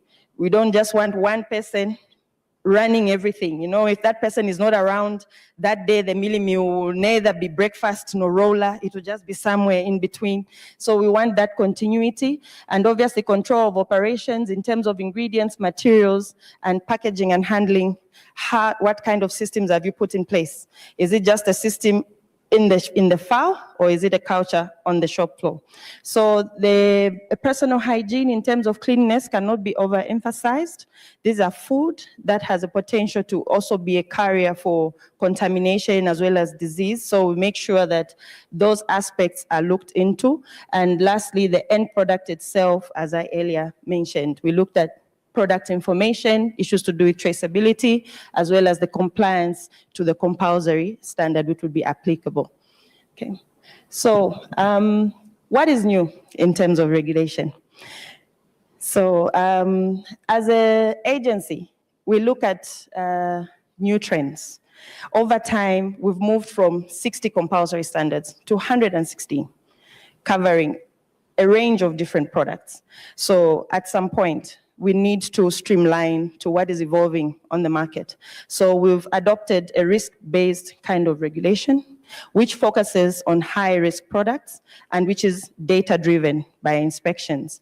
This has given us a benefit because when we look at risk-based, we're able to say if a client or an establishment is complying, there's no need to go there 4 times a year. For those that have demonstrated with the data-driven inspection that this client is consistently compliant, we reduce inspections, which helps to reduce the burden on regulatory fees. I'm sure we're aware that regulatory fees are statutory. There's nothing that we can do to reduce them, but we can have incentivized compliance, which is then covered or taken with the market surveillance. So we may not come with a charge for that inspection for that particular quarter, but maybe we might just do a spot check, which doesn't cover any fees. So that is the risk-based approach. Then we also go for stronger enforcement, which is post-compliance activities. Here we've seen quite a number of product recalls, as well as at border control. This is the time when we are able to capture those products that were not aligned at the time that they were being brought in. If, say, someone could have done different declarations, missed declarations, we still get to capture them in trade. And obviously, we do a lot of stakeholder collaboration because we've realized that we are unable to cover everything as an agency on our own, but we need to just ensure that we're working in line with other collaborative institutions to assist with stronger enforcement. Some of the enforcement actions that we've seen is product recalls. These could either be voluntary, where we ask the manufacturer themselves to actually put out a product recall. And this is where now we've seen that traceability systems, batch code systems becomes very effective for handling such institutions. And then when it comes to product recalls that say if you've imported a product and it has not passed the conformity assessment, it would be a cost on the person who imported to ensure that they take that product back to the country of origin, or it would be destroyed, whichever would be environmentally friendly for the country. Then we've also invested into digitalization. I'm sure maybe some of you here could have interacted with the platform where we get different services. Currently, we've got about 7 services on the government service bus. And also, we've integrated into the ZRA system with HS codes. So if someone is into importing any of the compulsory products, then the system would be able to pick. So the inspector would, or the importer would not be able to clear off those products until an intervention is done by the agency or the regulator. And lastly, obviously, the awareness is more on voluntary compliance, so that it is not a case of the agency following the wrongdoer, but people just taking out that expense to come to the agency to look out for what requirements are needed for them to comply. Under food safety trends, ZICSA has adopted best inspection practices. And by that, what we mean is we've integrated things to do with good manufacturing practices into our checklists. So if you look at our checklists, I think that earlier BIM that I had shown, I think should be familiar with most of your good manufacturing practices, GMPs, prerequisites. And we've also taken up an approach where we've ensured that inspectors that are going into these facilities or that are conducting these activities are actually competent to do so. So we are proud to say that we are accredited under SATCAS for ISO 17020, which is the competency for conducting inspections as a body. And the compulsory standards themselves, just for food safety, looking at the influx of what has been happening, we have increased these compulsory standards. So I heard a discussion around aflatoxins. We've got a standard now that is compulsory, that is speaking to reduced aflatoxins in groundnuts. Because like the earlier commenter had said, this starts from the farm. So we've got standards now, codes of practice that will be regulating. So if someone is going to be harvesting and storing at a large scale for supply, will be there to ensure that the codes of practice are being adhered to and that particular establishment has the correct permits. If you are importing these groundnuts, we'll make sure that you have your certification before those products can be allowed into the country. So another thing that we're doing is that ZICSA is realigning conformity assessments to address emerging risks. So we've got quite a number of standards that I'll show you later on that we've added to the list of compulsory standards. And we continue to engage with consumers and other stakeholders to ensure that we are realigning what we're doing in terms of emerging risks and where we can come in, or where it is agreed that we need a regulator here. We are glad to accept those challenges and take on that mantle. Under quality and compliance trends, quite a number of things that are taking place. We've got data, we build data for products. So if we need a profile on, say, any milling company or any food company, any beverage company, we're able to pull out data. We've got a risk department actually that is handling this, which we're able to pull out this data. Another approach that we've taken is that we're including process and product approach. So now you can see that as an agency, we're not just concentrating on quality control, but we're actually looking into quality assurance, because it is important that we merge our quality and compliance trends into our systems of how we deal with our work and how we ensure that products remain compliant on the market. Then there's an increased scope of accreditation. So I'd mentioned that we've got some products. These are about 13. They include maize meal, wheat flour, water, drinks. We've got different products that are there. Feed is also there. So our inspectors are very competent, and we're even planning to add more this year. So hopefully we can add more. And this is just a demonstration that as a regulator, we want to ensure that we continue to have trust, not only with the consumer, but also with the manufacturers or importers of these particular products. And lastly, we have specialized skilled personnel. So before we would just employ, but now with an onset of increase of products, we will now we recently actually employed civil engineers, for instance.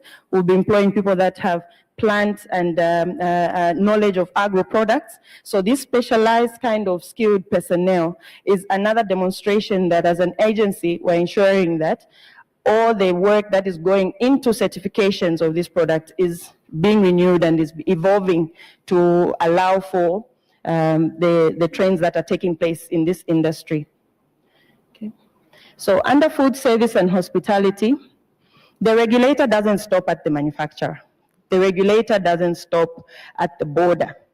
What happens is, even right now where we are, we can see that the hospitality has got water over there, right? And water is a compulsory standard. So there are a lot of entities that are into hospitality or food service that will offer, manufacture internally and supply to their clients internally. So these are not an exception. The scope covers everyone as long as you are supplying. So I think in the recent past we had issues where people would say, but I'm only making feed for my egg production. This feed is not going out into the market.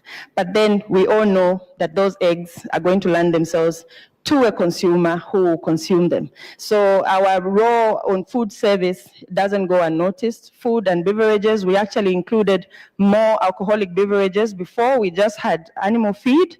We had opaque for the beverages, and we also had clear beer. But now we have included portable spirits, we've included table wines, because we know that people want to go and enjoy that wine at that resort. So we want to make sure that we are covering all those aspects of food service and hospitality. Other products, meat processing. We have a code of practice that is now by law regulation. So someone into meat processing has to ensure that they have certification from the agency, as well as, like I mentioned earlier, the prevention and reduction of aflatoxin contamination in groundnuts. So that is also a compulsory standard now, and you need to seek the services of the agency to ensure that when you supply, you are not going to hinder trade for the next person. Then the standards are designed to cover consumer and environmental protection, so we are alive to that, and even in our mandate, we clearly state that our role is to ensure that there's public health and safety in consumer and environmental protection. So we go all the way up to the environmental protection aspects, things to do with waste management, things to do with disposal, correct disposal of products. All those things are looked into to ensure that the engagements of establishments or manufacturers of products for any internal or external clients are in compliance with the standards. Okay. So just a small note on consumer protection and awareness. Such an engagement is very exciting for us because we get to speak on what we do. Because, you know, when you hear a regulator, you're seeing a police somewhere, someone who's just coming to tell you you're doing something wrong. But that's not what our role is. We also want to evolve. So our ZICSA continues to increase public awareness, obviously, on consumer protection and regulatory compliance. We continue to foster honest marketing. Honest marketing is very important, especially for people who are into importing and pre-packaging of product. We've seen someone who says, no, but I just pre-packaged this product, so it's my product. But then if you're buying it in bulk, say you're buying flour in bulk and you're pre-packaging as an SME, it's important that for traceability, you actually include who the manufacturer are or who is packed by. So those kind of things are demanded by the agency. Also, we demand through declarations, things to do with product marking, product packaging, traceability systems, recall mechanisms, and at this stage, traceability systems, the manufacturing date is not a batch date. So we need to distinguish. If we want to use the manufacturing date as a batch date, we need to clearly write batch date and then decide how we're going to assign that. So things like that are very important in terms of awareness. Also, recall mechanisms are very important for us because what do we do with all the products that we found on the market that are not okay? At the end of the day, we need to follow the guidelines of the country in terms of disposal. So we engage ZEMA or agents of ZEMA that are approved to ensure that these products are disposed of safely. Okay. Benefits of regulatory compliance for manufacturers or people who want to go into manufacturing. Obviously, there's positive returns on investment because if you seek the regulatory requirements early enough, then you will not face a challenge. We've seen people going into water, drinks, and they've already printed their labels. They have already done their first batch and they are good to go. And then they say, oh, but I need a permit to supply. When they come to the agency, we look at the product and we say, but this packaging is lacking this. This packaging is lacking this. And they're like, no, look at how much I've spent on this packaging. The supplier actually told me I can only get a minimum quantity of so much. But then that packaging is not speaking to the nutrient content, for instance. And the compulsory standard is clear on that. So when you seek regulatory intervention early, you tend to have a positive return on your investments. Your waste will be minimized. Obviously, you have a seemingly approach when it comes to integrating your systems, and you have a fair share market, not only in Zambia, but in the region as large. We've seen clients who actually wait for the permit to supply because they are taking their products into Namibia. And these products are probably ingredients for feed. So these are like pre-ingredients that are going into Namibia. And Namibia has said, oh, we need something in terms of conformity, can some regulator somewhere. We go into those MOUs, depending on what the client's needs are. As long as it is formally informed, formally written, we review what kind of product it is, we are able to offer that service for you to be able to have that trade across the region as well. For consumers, obviously, it's a safe product, very reliable, value for their money, and access to correct information, very important. When it comes to business owners and suppliers, obviously there's a cost effect. When it comes to product, you're able to have profit maximization, and you have access to digital platforms, because our platforms will allow you to start the registration process in the comfort of wherever you are, your office or your home. And as the government, obviously, among others, we're able to ensure that there is regional and international integration of our systems, thereby giving that trust for product to go into the different regions. So this is just a sample of compulsory standards. We've got a stand outside. You can get the full list of 116. If you're going to venture into any of these products, you need a permit to supply. If you're going to import any of these products, you need an import certification. So some of the products is energy drinks. I heard somebody was discussing energy drinks. We've got energy drinks there. We've got specifications for fingerlings, specifications for broodstock. We have the code of practice for fresh fruits and vegetables, fat spreads and blends. We've got quite a number. There's a specification of table wines, specifications for groundnuts, dairy ice and dairy ice cream, if you're going to go into that. We've got jams on the other side, but these are the ones that were recently declared compulsory in 2025, last year. The full list is on our table outside, so you can just get that from our table in case you want to venture into any of these products. You can see what we have. Okay. Recommendations and conclusion. So as an agency, we would recommend that manufacturers adopt food safety systems, and I think such engagements continue to foster that. And we also that you ensure that you comply with standards, because that is the beginning. For you to be able to even access regional markets, you need to comply as a manufacturer here with the standards. And then we need to engage regulators early, things to do with registration, clarification, administrative. We are always open to engage with you, to guide you in case you are not sure if the product might need our service or not. And obviously invest in quality assurance, because it is one thing to just say, I'll control it at packaging. And it's another thing to just build that culture into your organizations. Then in conclusion, regulatory environment is evolving into an industry. Okay, it's supportive of the ecosystem. We had about 16, I think, agencies at the border, but now reduced to only 6, and ZCSA is one of them. So you just ensure that trade is not delayed, even at entry points. So making sure that we're evolving into what the business environment actually needs. And ZCSA obviously strengthens systems and enforcement. This is just to ensure that even as we are emerging with different kinds of products, we continue to engage with appropriate regulators such as ZABS to ensure that there's that aspect that is also added into the standards. These standards are not cast in stone per se. They are reviewed and they are open to review. Anyone, even here, can write to the Bureau of Standards to say, I think there's this component here that is missing in this standard. And the technical team will be put in place to ensure that that is done and reviewed. Then lastly, compliance is key for safety as well as trade facilitation. Okay, this is where I end for today. If there's some more information, you can still visit our stand, but we're open for questions. Those are our offices. We are located in Lusaka, but we are decentralized into all the provincial centers. So if you are running a plant, say in Chisamba, or you're running a plant in Mukushi, you don't have to come all the way to Lusaka.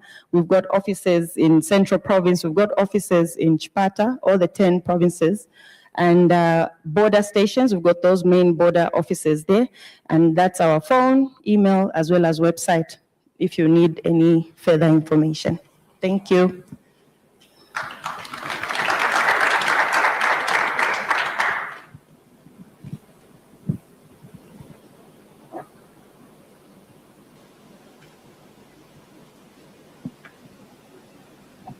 Thank you. Anyone with questions about safety, quality, and all that? I think that this is really an important session.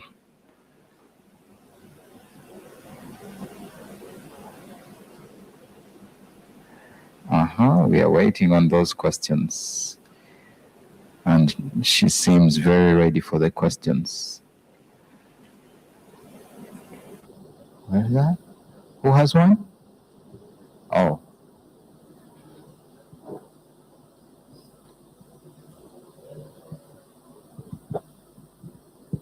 Hi, my name is Patricia. I'm from Torford Food Solutions.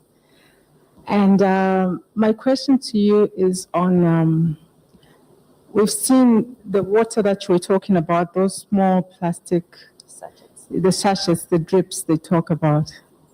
Now, we've been told that if plastic is exposed to sunlight, it becomes toxic, yeah?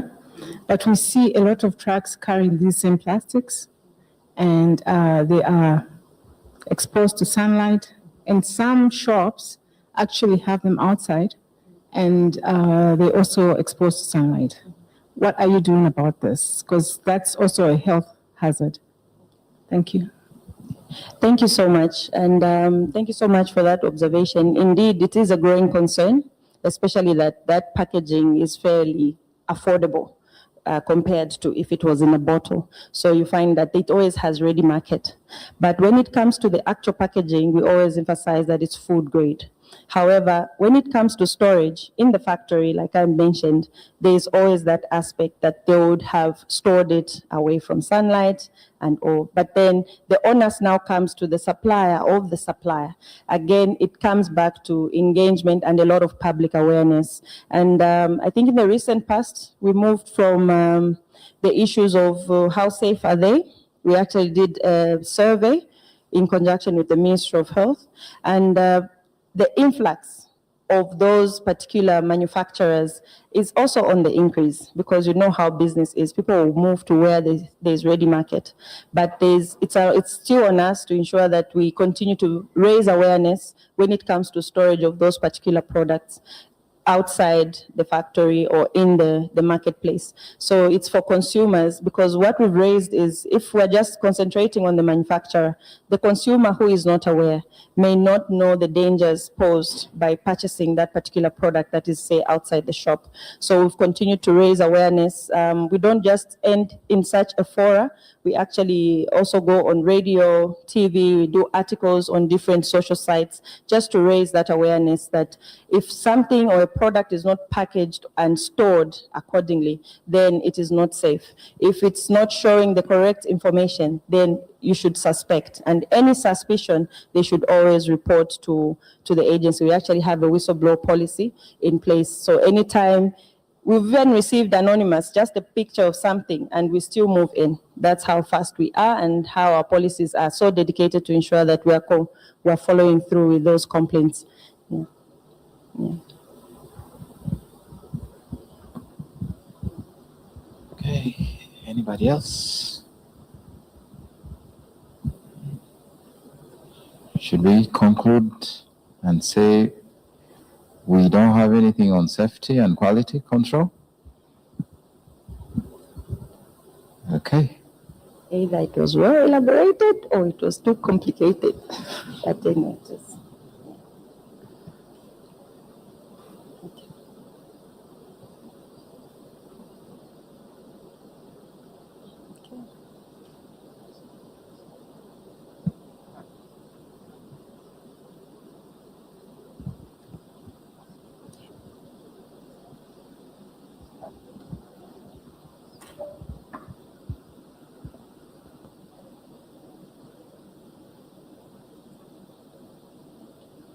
Thank you very much.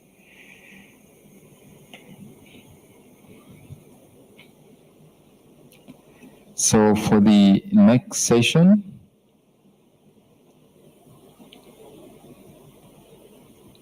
I'm going to have Mr. Francis Juma come in and introduce the next session and the panelists. Thank you.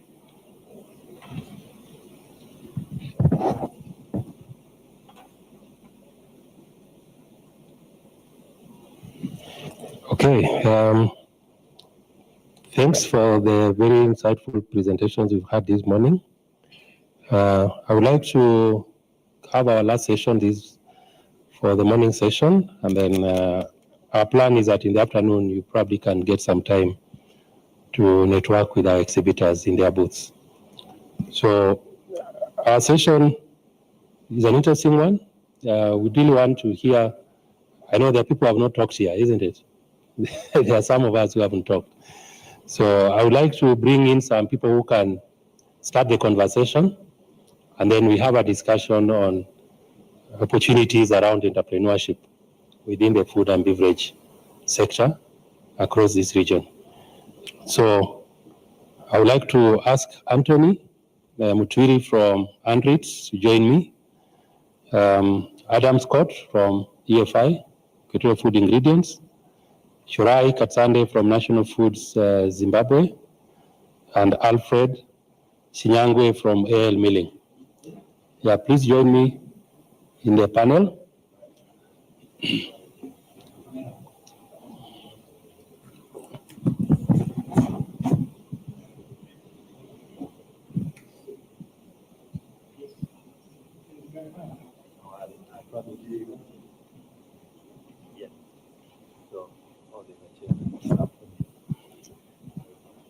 So do you want me to sit? I think I'll stand. Okay. Gentlemen, welcome to the hot seat. Yeah? It's not so hot. I think we'll begin by, let's just have a little introduction of ourselves and the role that each of our organization is playing. Just a little bit.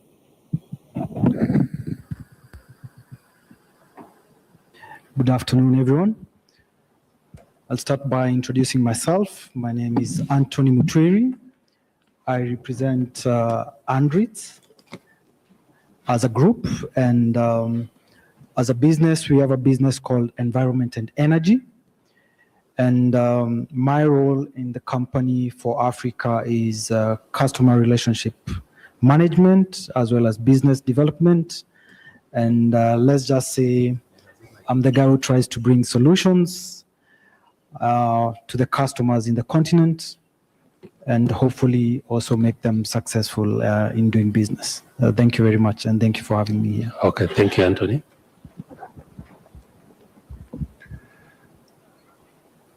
Morning, everyone. My name is Shorai Katsande.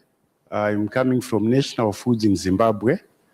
I'm responsible for the maize milling business there, specifically maize.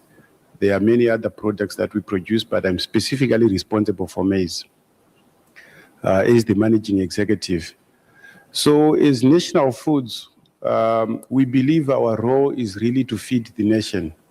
We consider ourselves the power bank of the nation. For people to be able to get around and do all the ventures that they need to do, they have to be fed. So that's our role. Thank you. Good afternoon, everyone. I'm Adam from Equatorial Food Ingredients here in Lusaka, Zambia. And yeah, we supply all kinds of food ingredients and solutions and development for here in Zambia.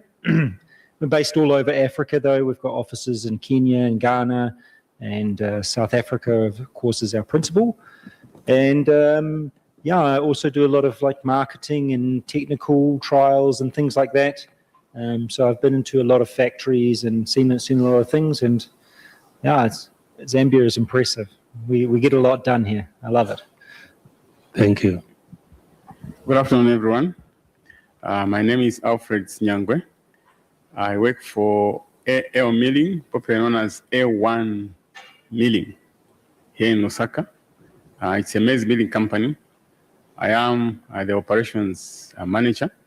I'm in charge of all milling operations, starting from grain buying, quality control, processing, and distribution. Thank you so much. Okay, thank you. Thanks, gentlemen, for reaching out to you in fairly short notice. But I think we've had quite a lot of technical presentations. What is remaining is now the application side of it. How do we get it going? How do you bring in small businesses? How do you facilitate innovation and R&D? So maybe I'll start with my friend from Zim. I think as you are feeding the nation, maybe let's talk of a few, maybe you can share with us the last 2 to 3 years in terms of product lines, maybe areas where National Foods has probably come up with new innovation. It might not be just in your area, but in the broader business. And then out of that, we can see how the rest of our, and also AIL probably can give us maybe opportunities that you've seen and maybe you've already done, or maybe you want to do. Thank you, Francis, for the opportunity. So is National Foods Zimbabwe. There has been a lot of innovations, but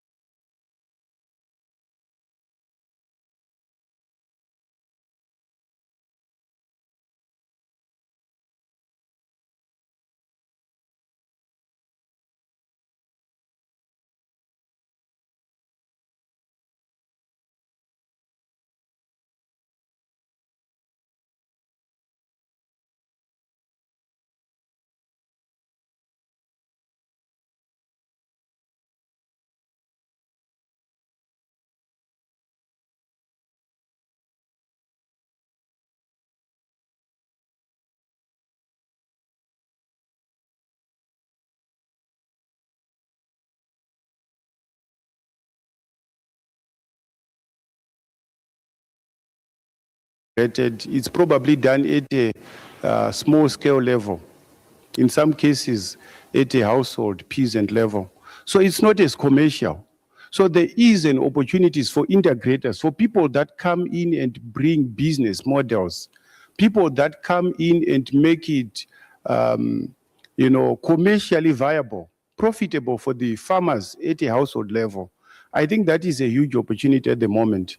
We have huge losses in terms of post-harvest losses. Even in terms of inefficiencies in our agriculture, I think those are huge opportunities. So I felt there was a need, Francis, to just highlight just a little bit of the opportunities that are there. So they are immense.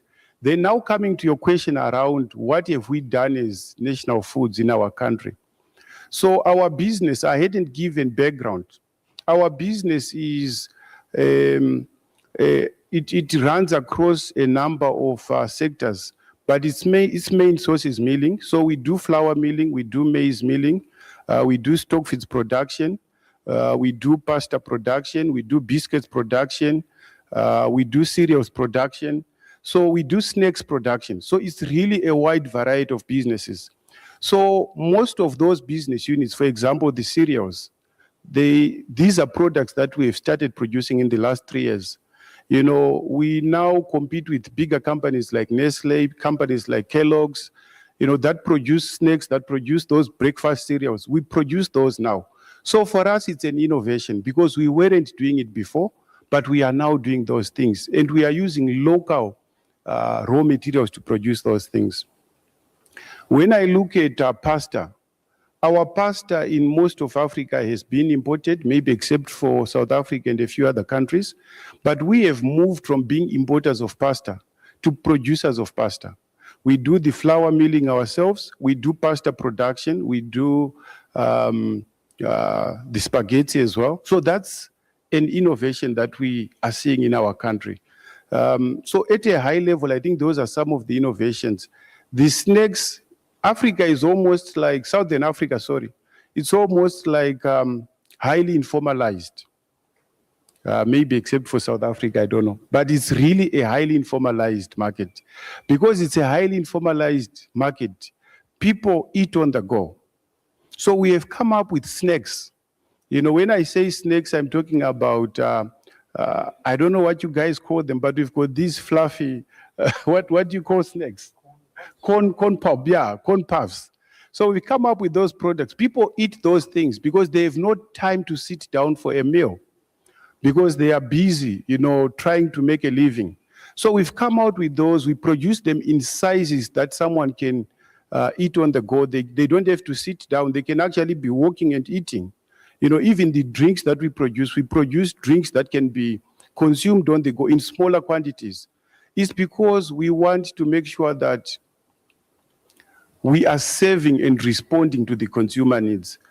Francis, for the sake of time and to give others an opportunity, allow me to stop here. Thank you so much. Thank you. I think I'll let Alfred also give us kind of a starting point, then I'll bring Adam and Anthony. Okay, yeah, Lusaka is a land of opportunity. Let me give the context. You see, what happens in Zambia is that there's a mindset in people's mind who think and feel, which to a very good extent they are right. Opportunities are mainly or largely found in Lusaka. So here you are, let me just pick one sector. School leavers finish their education at Form 5 or grade 12, whatever you want to call it. They rush into universities into Lusaka. When they graduate from various universities, they don't go back to where they came from. They stick in here because, to a very good extent, there are a lot of industries right now in Lusaka. And so the demographics, the numbers keep on swelling in Lusaka. Right now, I think we should be over 3 million in Lusaka. Now, Lusaka province itself is very big, but Lusaka town is small, so we are squeezed. And now that creates a twofold situation. Number one, it's a problem as to the municipality. Let me just delve into that end, because that's a problem in terms of giving the facilities to the inhabitants in the city. But also it creates a business opportunity for those who would want to tap into that business opportunity. Now, coming to AO milling, we've basically tapped into that opportunity of the numbers. We were a company that were doing 100 tons of maize meal, that's combined roller meal and breakfast, for 24 hours. Right now, as I speak, we actually at 400 tons. Okay? Now, this speaks to what I'm talking about here, that when people leave universities or colleges, they want to find jobs in Lusaka. So the numbers keep on swelling. And those are the numbers we tap into the market, because there is a ready market. By the way, Zambia is Nshima or Saza, like my friend will say from Zim, oriented nation. I mean, governments have tried to sway us into rice, you know, pasta. We still come back to the Nshima. We love the Nshima. So you can't take us away from the Nshima. And, you know, Nshima is political. I think those who stay here understand what I'm saying. It is political. And so we've tapped into that business. But how have we done it? Previously, we would do roller meal and breakfast. But there's a problem in the market. The mindset again in Lusaka, I don't know about other places, because I've spent so much of my time in Lusaka, so I understand the market very well, is that if you eat roller meal, which is the second grade meal, or if you're going to flour meal, you call it flour 2. People think they will be termed poor. All right?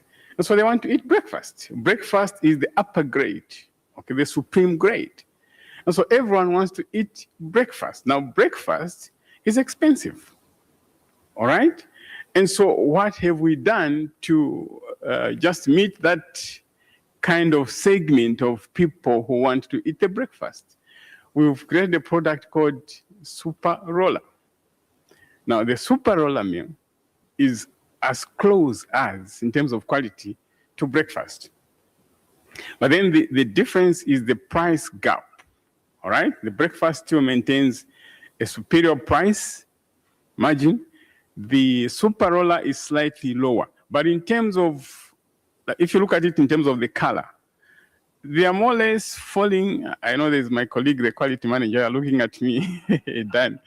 Yeah, in terms of color, you are more or less within the same color range. So that removes that concept of eating a roller meal. But you see, as a miller myself, I've always fed on roller meal. It is more nutrition. I think there must have been somebody from Zambia Compulsory Standards.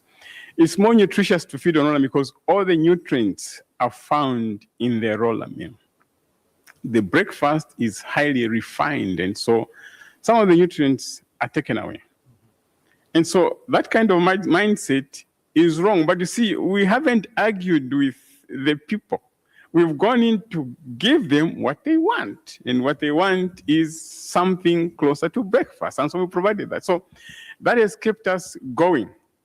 But having said that, to get the breakfast and roller meal, super roller meal, being accepted and consistently so over time in the market, we've had to keep our eyes open to quality. Quality in terms of the raw material. Where are we getting the raw materials? Who are the suppliers? And as the raw material flows in the company, we do stringent measures to ensure that we accept those qualities that meet the standards set by there's ZABS. ZABS is where our sister, that lady was talking about. They are more or less under the same umbrella. Then there's Zambia Correction Standards Agency, who are I think they come to regulate what we are doing. And so we are mindful of that fact that we can't just get any material and process it. There's an issue of aflatoxins being talked about here. Those are issues. I mean, we had, I think, those who live in Zambia, I think a few years back, it was really quite some dust raised over aflatoxins. So it comes and goes. So we are mindful of that. And so in terms of accessing grain, we ensure that we get very good grain so that we maintain our market. We keep our customers happy as in terms of what they need. And so we've basically innovated. We haven't just sat, we've innovated to keep our business going, to keep our customers happy, and also tap into. Remember, I talked about the numbers.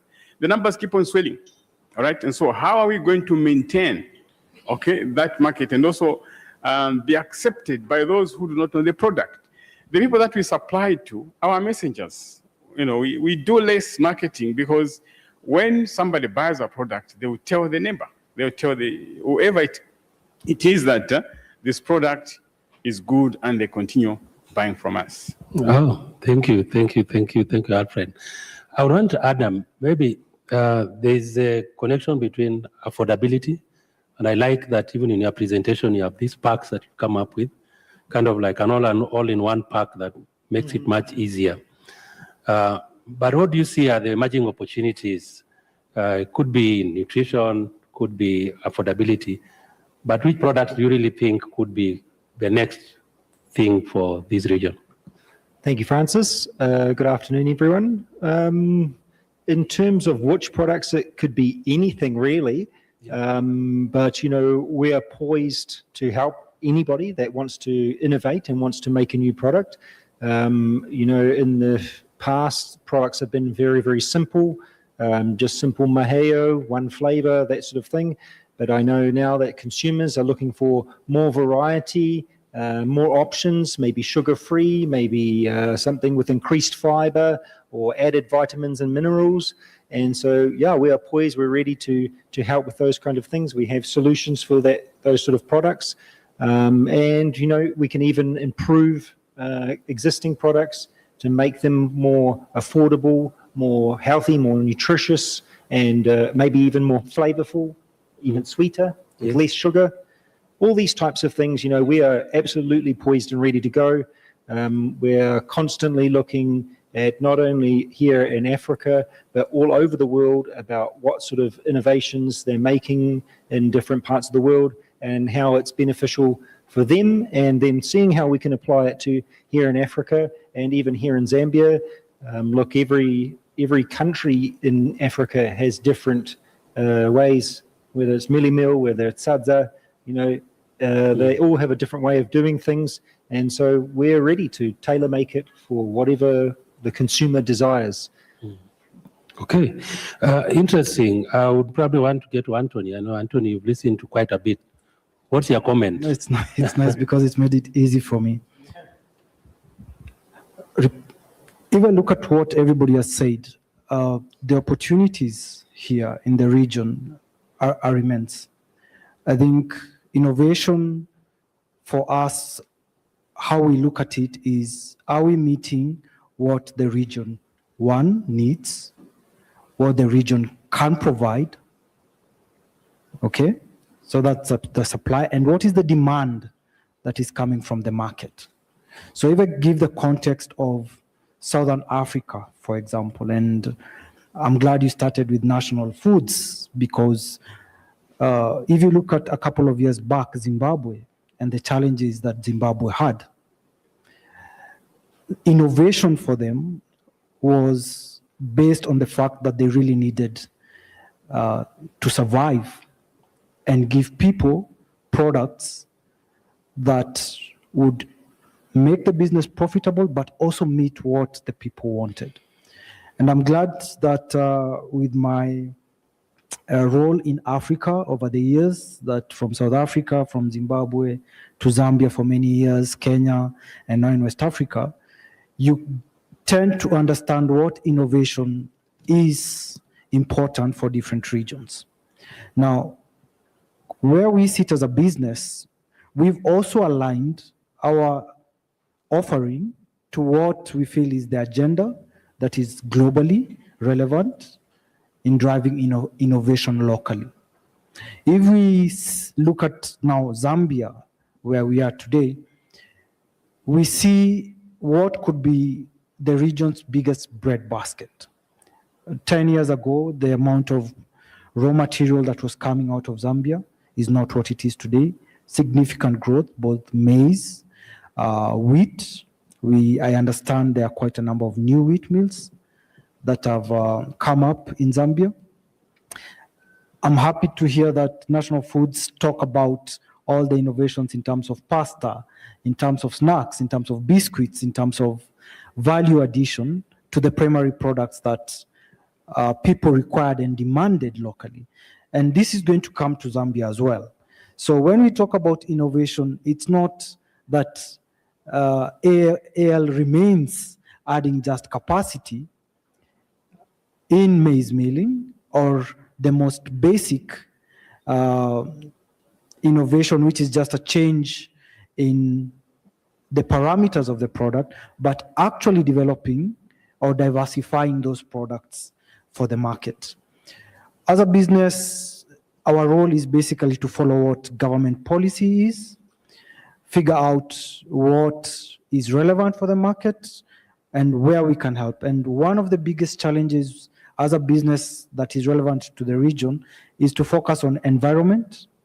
And in environment, we are looking at value addition to all the streams that are considered waste and add value to that. And so, Juma, I want to thank you for having reached out to us, because AFMASS was focused a lot on milling, and we believe that the industry has developed to a point where value addition to the byproducts, as it was said by the first speaker, that the waste from that industry ends up still being human food. So we come in to really make sure that there is proper animal feed, aqua feed, and eventually we see in certain markets a growth in pet food. And that means the milling industry can still innovate along those lines. And besides that, we are also looking at what is the energy requirements. So businesses, even in this sector, have got the opportunities to invest in energy innovation, whether it's in biomass, but also industry, to innovate, let's say, national foods in the type of energy mix that their byproducts that they cannot really process can be used for bioenergy. So that's would be my opening comments in terms of innovation. Okay, thank you. I would want to go back to AL milling and nut foods. And I think I'll actually start with AL because this is an Shima market and with a preference towards the breakfast meal, which I was saying is very white, very nice. I see that shift not just here, but even places like East Africa, maybe the Kenyan market that has survived with what we call grade 2 sifted maize, which is more like the roller mill here. That has been the bulk of the market, but there is a serious push pushed by social media, new entrants to go towards the breakfast meal market. The portion is still not huge, but I think it's probably the fastest growing portion of the maize milling market in Kenya. So the concern comes now to do with nutrition. As you said, you prefer as a miller, the roller mill, which has the B vitamins, has a fiber, has a whole lot of things in it. And this brings us now to the opportunities for fortification. And now fortification could either be a company running with it, saying that we are going to fortify, but then I think where fortification has worked a lot, probably even in oil seeds, in salt, sugar, has been government. What is the status of fortification in Zambia? And maybe when we come back to Zim also, we'll probably get to know about this, because the demand is for very white with less nutrients. What is the status and what do you think can happen? Okay, yes. So fortification, a very interesting question and observation. Years back, I'm just trying to roll back how long ago, I think over 10 years ago, the government then wanted to have the maize meal, both roll and breakfast, at that point fortified. And they moved ahead to find funding to install in literally, as far as I can remember, all the bigger mills in Zambia for free, fortification machines. In some of the mills, those machines are still standing. The challenge was, I think a debate within the government circles, either Nutrition Commission and Ministry of Health. Well, my information may not be right. If there's anybody from that end, please, you can correct me. Literally not agreeing on the nutrition levels in the nation. That's a part of the government. That was number one. Number two was the problem that the government itself saw in terms of fortifying maize meal, breakfast and roller meal. If they moved ahead to enhance an act of parliament to fortify the product, the question was, how do they bring in product, milled maize meal into Zambia that is fortified, looking at our closest market, which is Southern Africa, so talking about Zim, Botswana, South Africa itself, was their capacity to feed the Zambian population, assuming there was catastrophe here in terms of drought and we didn't have any grain for processing. So the government is saying, look, we will simply import the grain. So was their capacity in Southern Africa to help mitigate that problem. And so there was a deadlock again on the government side. So as they were debating, that's the government themselves, as well as parliamentarians. On the other hand, government had moved to install equipment. And this project was finished, as far as I know, in literally all the bigger mills in Zambia. It was ready to go. But then there was stagnation because an act of parliament could not be enacted. They were trying to borrow the idea from sugar fortification. There's an act of parliament that mandates all sugar manufacturers to to fortify sugar with, I think, vitamin A. So then the argument was sugar is not a staple food. We can somehow do away with it. And so that idea and project simply fell off. So as we stand today, we still remain at the status quo, no fortification. And that problem of nutrition simply goes on. But I could safely say here that even at AL, we're able to produce the other raw amino as per demand. So we are not kind of hemmed in or restricted to simply super roll and breakfast. We can produce as per demand. What the market wants, we will give. And so it is, I believe, in other milling companies, they're able to do those products. So they are basically common products. They're not very difficult to produce. Okay. Yeah.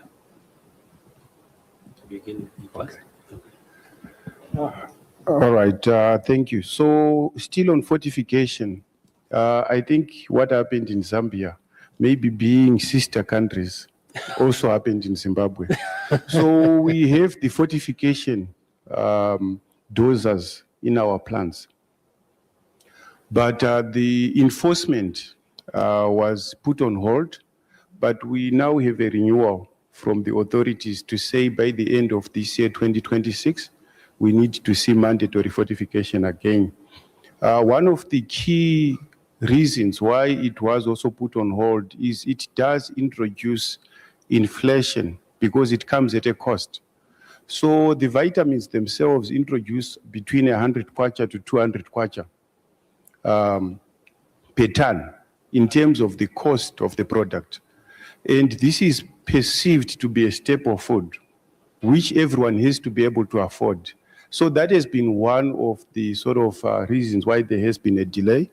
But now we have to move ahead with it. So we will be proceeding to fortify, and hopefully it then gives us a reason to continue to push forward with the breakfast meal, because now it will also be healthy.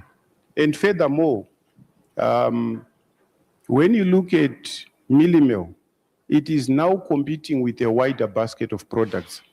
Rice comes much cheaper from India there. We've got potatoes now being grown in a number of countries. We have got the alternatives like the pastas, which is flour refined and so forth. So it also means that we need to continue to make sure that from a nutrition perspective, our products are quite relevant. I think there was a gentleman yesterday who talked about nutritional food security. I think that's one thing that we need to do as millers. Thank you. I think Juma as well, just to make a comment on that. I come from the sector, and which represents a sector that is even more conscious about nutrition, and even, I would not call it per se fortification, but the sector, the animal feed, or even the aqua feed sector, or even when you are going into pet food, which eventually is more, pets are even more sensitive to what I'd call nutritional requirements, because it's almost like making human food. Fortification, in whatever sense you call it, the vitamins, the micronutrients that you have to offer to animals become even more important than even when we talk about fortification. So what I'm trying to do is to link that the fact that fortification was tried in the region for some time. Certain countries have made headway, certain countries have struggled with it because, as for example, our colleague from Zimbabwe said, affordability tends to not really change what is going to be the nutritional demand at the end of the day in certain sectors. In animal feed, if you do not do what the animal requires, or give it the nutritional requirements it needs for growth, you do not see the outcomes that are required. And so industry or government and policy will have to eventually either, as we saw in certain markets, come in and subsidize that cost of fortification, or the buyers themselves will have to either innovate. We saw some innovations where people even had, I think, fortified millimil, vitamin A, fortified millimil in different packaging.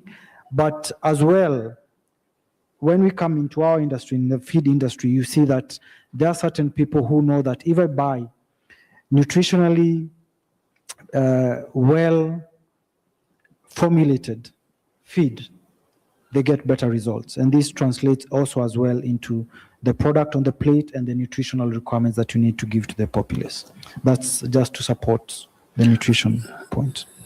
So are you making the point that actually our animals are eating better than us? Maybe the answer might not. I'd say you have not. They are eating better, which means you're also going to eat better. So you still get the nutritional. If it's not in the shima, it's in the chicken, it's in the eggs. But probably your dog is eating better than you. Yeah. Yeah. So, Adam, how do we get the?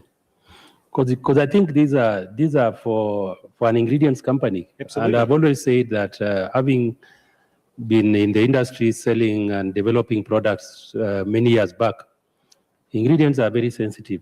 Yes. And they have a great role. One ingredient makes a huge change to something. How do you balance between what the consumer wants, and that is a consumer of the customer which you are working with? Absolutely. Government regulations and conscience. If I could just talk a little bit to the fortification subject first. I personally am an advocate for fortification. I think it really improves products and makes it better for the consumer. And from what I've heard, it was tried here in Zambia. And apart from the issues that we discussed here, one of the other issues that came up is that people consuming fortified maize meal would become stronger and bigger, and therefore they would need more maize meal in the next meal to sustain themselves and to keep going. And so ultimately this meant that everybody was consuming more and it was costing more. So this is another thing certainly worth considering. It was an issue last time, so it's probably going to come up again. But I really, really think that fortification is key, and I would really love to see it here. And absolutely. And then your other question about, playing up between, making something that's cost effective and also looking at the health aspects and nutritional aspects and things like that. Fortunately for us, the products that we supply don't really add or subtract from any nutritional value. It's really going to become from your raw materials that you're using, where you source them from, and how, like for example, peanuts, how they're farmed. If they're farmed well, if the land is good and everything like that, then you will get good nutritional value from your peanuts and your peanut butter. But if it is bad, you can even have adverse effects where it's bad for people. So, we try and advise as much as possible. We try and make sure that people are operating cleanly and stuff like that as well, to get their highest nutritional values and things like that, and to make sure their milk has the highest protein levels and proteins are protected, So, we try and advise as much as possible, and that's basically how we do it, and try and help government entities like ZABS and ZCSA to make the right decisions, to regulate things well so that nutritional benefits are protected. I would want to go to Alfred, and then we come back as we are probably now going towards the end. But I would also want to talk about diversity. Yes, this is a big Nshima market, and the Nshima served here is a mountain, very hot, very nice. But are you beginning to feel like there's some kind of diversity in what people want? So this could be into wheat meal. So of course there's some talk of lots of investment in rice, sorghum, any other things. What do you see happening in the market currently? Okay, yeah, before I tackle that, just an addition on the fortification issue. One of the dilemmas government faced was enforcement. So they argued to say if they're going to do an act on fortification of maize meal, that would be so easily done in town. But what about the guy in the village? Because guaranteed in Zambia, the suppliers of maize, 85%, almost 90% are subsistence farmers, domiciled or living in villages, and they don't take their maize to the commercial maize mill. They use the hammer mill. So at that point in the maize mill, who enforces a household to fortify? That became a dilemma for government. So that now added to just the project to just collapse. Yeah, but talking about innovation, yes, I could say that there is innovation going on. The rice that we used to import predominantly from India and Pakistan, I think now the coin is tamed. We see less, perhaps 25%, 75% is locally grown in eastern Zambia, western Zambia, as well as northern Zambia. There's Chadiza rice, Mongo rice, Nakonde rice. Those are 3 different regions. So a lot of it, you find it in supermarkets, in all sorts of shops. So people are also eating the rice. But in terms of flour, instead of just using the flour for bakery products, some of the flour is being used for spaghetti and macaron. And there are companies here in Zambia that have gone into that sector, just tapped into it and producing and competing with other foreign companies. Also, in terms of the maize meal, the maize grits are used for puffs, and that's now a very big market because previously we used to import puffs, corn puffs from South Africa. And I think at one point there was an issue with, I don't know what component there was, which nutrition deemed to be dangerous to the health of the body. And so corn puffs was actually banned, importation was banned. And so the Zambian companies picked up that opportunity and just started producing locally. So there's a lot that is going on. Like my brother says, those are foods that you can chew, even bigger people as, you move around.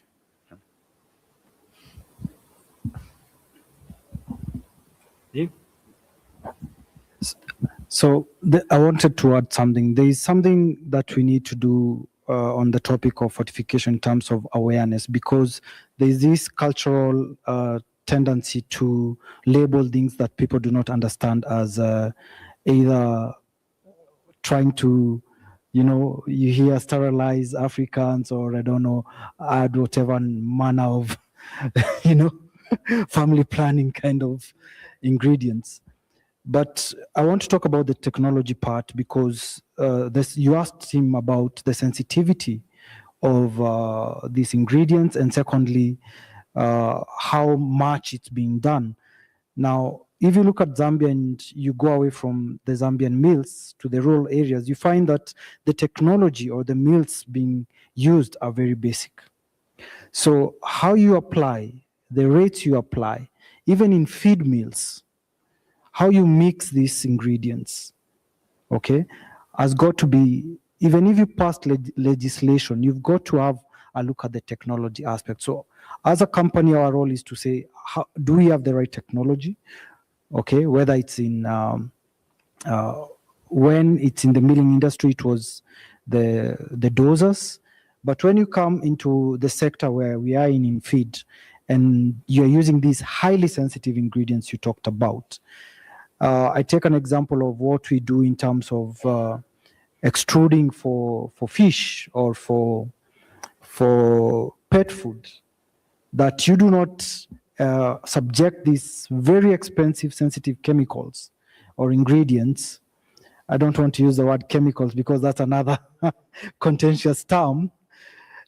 Ingredients, you don't pass them through high temperature equipment or process equipment, that you actually apply them once you've actually produced this feed, either by vacuum coating or spray coating them. And even in other sectors, like in the milling, you ensure that even if it's a basic meal, you dose it at the correct rates at the end of the process. So we have a challenge as industry to make sure that, yes, we offer the correct nutritional levels so that we also utilize these ingredients properly. We produce the best quality of either food and feed, but also communicate what our technologies can be able to do to safeguard not only these sensitive ingredients, but also the main raw material, because you grow very nice, nutritious maize meal, very high protein, rich soya, and then you go and destroy it in your meal or in your plant. So that's our challenge as suppliers, and we hope that everything else ties together, that the education on what these ingredients actually do to the outcome. You know, you hear feed conversion rates in animals, but you hear human health as well when it comes to food. You hear about the profitability that the owner of the business wants, but does not want to spend on these ingredients. So the balance is everybody, the suppliers, regulators, and us as the consumers, knowing that this is right for industry. Okay, thank you, Anthony. I would want to get your point, as you are making your point, just add something about the opportunities around our regular crops that we know, you know, the sorghums and the millets, and how these could actually be brought into a market that is very much maize-oriented in the region. Thank you, Francis. So I had actually wanted to comment additional to what Alfred had said with regards to some of the innovations. So these are really not innovations per se, but there are some traditional grains that have been, they are probably more native than maize to Africa. Your sorghum, your finger millet, your pearl millet. I think they have been sort of like, you know, put aside. And what we are trying to do as National Foods is to bring them back. So we do sell those. We are trying to deliberately market them because they are more healthier.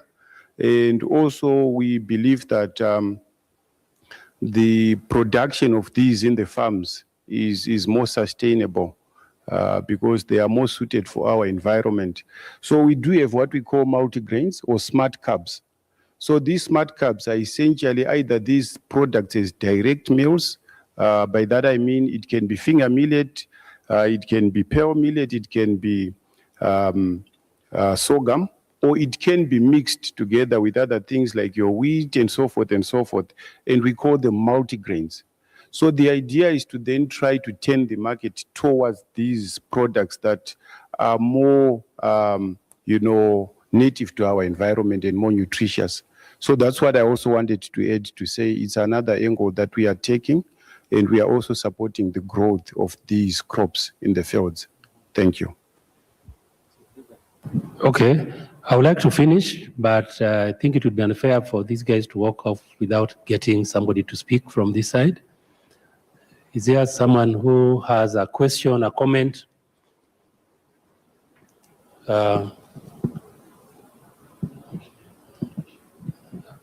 Okay.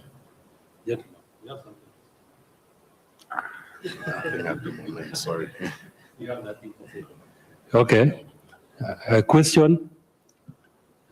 Toford Enterprises.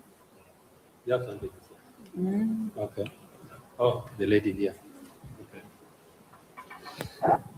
Good afternoon. I just wanted to find out about fortification, if there are any clinical trials that have been done to see the effect that it has on our health in terms of like mealy meal since we consume much. So do you think it's something to worry about, that we need to do some trials on it now? Can you make a comment on fortification?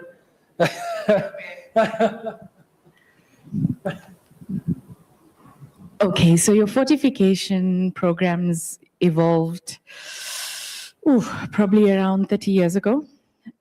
because we found that when people are eating food, they're not necessarily getting the nutrients they deserve.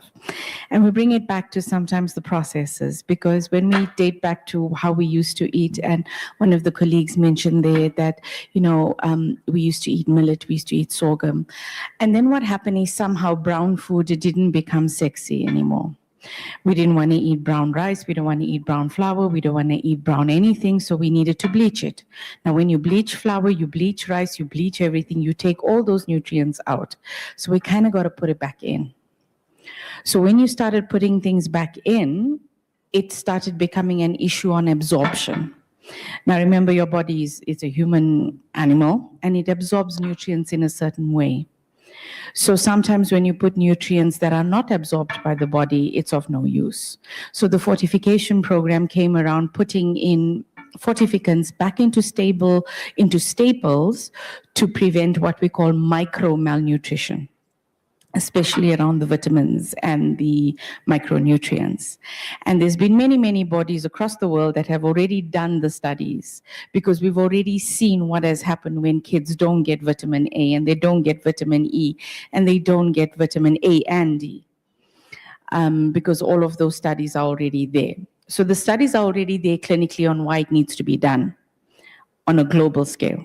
If you want to look country specific, then that data you will have to refer to your own Ministry of Health if they've conducted anything specifically, because just like how Africa is 54 countries, each of us have our own eating habits, as we will say. And somehow we all seem to love, whether we call it pap, whether we call it ugali, whether we call it uji, all across the southern and the East African nations. Funnily enough, when you switch to West Africa, then they're eating a lot more cassava, they're eating a lot more plantain, which has a very different nutritional content.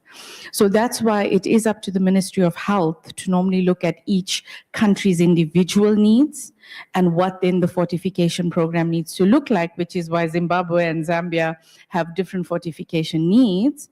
And then that is why people like Andrits and them build the machines that are meant to dose the fortifications into the milling. But in terms of the clinical studies on why it needs to be done, that is already done, and that literature is almost 30 years old. But your country will have to do its own information. All right? Not fair. Thank you, Shole. I know your history with fortification. That's why I got your voice. Good afternoon, everyone. My name is Jackson Mukanda from Water Secors. My question goes to Alfred. Yeah, speaking of opportunities, I would like to find out what are the challenges that you face in terms of sourcing your raw materials? The challenges are many, but for the sake of this audience, I'll try to be as brief as the word brief is. First of all, let me roll back to the suppliers. The suppliers, like I said before, these are small-scale farmers. Commercial farmers, on the other hand, have everything in place, and usually if the government opens up the market, they export. So them can store grain even 1 year, keep it in their silos. They are not bothered. Excuse me. For small farmers, they invest and they want to see their monies back, to help, running their homes, to help replant, plant in the next season and so on and so forth. So the issue of transportation, logistics as in terms of road network affects the end user, who is the milling company. So the question really is, in terms of your stocks, how well stocked are you as a milling company or as a wheat milling company? All right, where is your grain coming from, and what season in the year is it? Right now we are in the maize buying season, say up to somewhere around October, November. Okay, it's dry, no rain, the grain is drying, that's fine. When the rains start, it becomes an issue. And so the challenge again is, have you planned well as a company to ensure that in those periods when the rains are heavy, you have stock ready enough to keep your operations going? Because If you don't, you're going to grind to a halt. That's problem number one. The other problem is that the quality of the grain. I spoke about testing the grain. Okay, that's very critical. Here we're talking nutrition issues, which, if handled carelessly, could lead to poisoning of the consumers, which is catastrophe. And so any milling company should have testing facilities and qualified people to check, for example, the percentage of infestation in the grain. Okay, there's an allowable percentage. If I'm not mistaken, it should be 1.5%. Say in wheat, even maize should be the same, somewhere there about. If you increase that percentage to say 2%, the flour and the maize will become toxic. For the maize meal, you can even feel it in your mouth. It's bitter.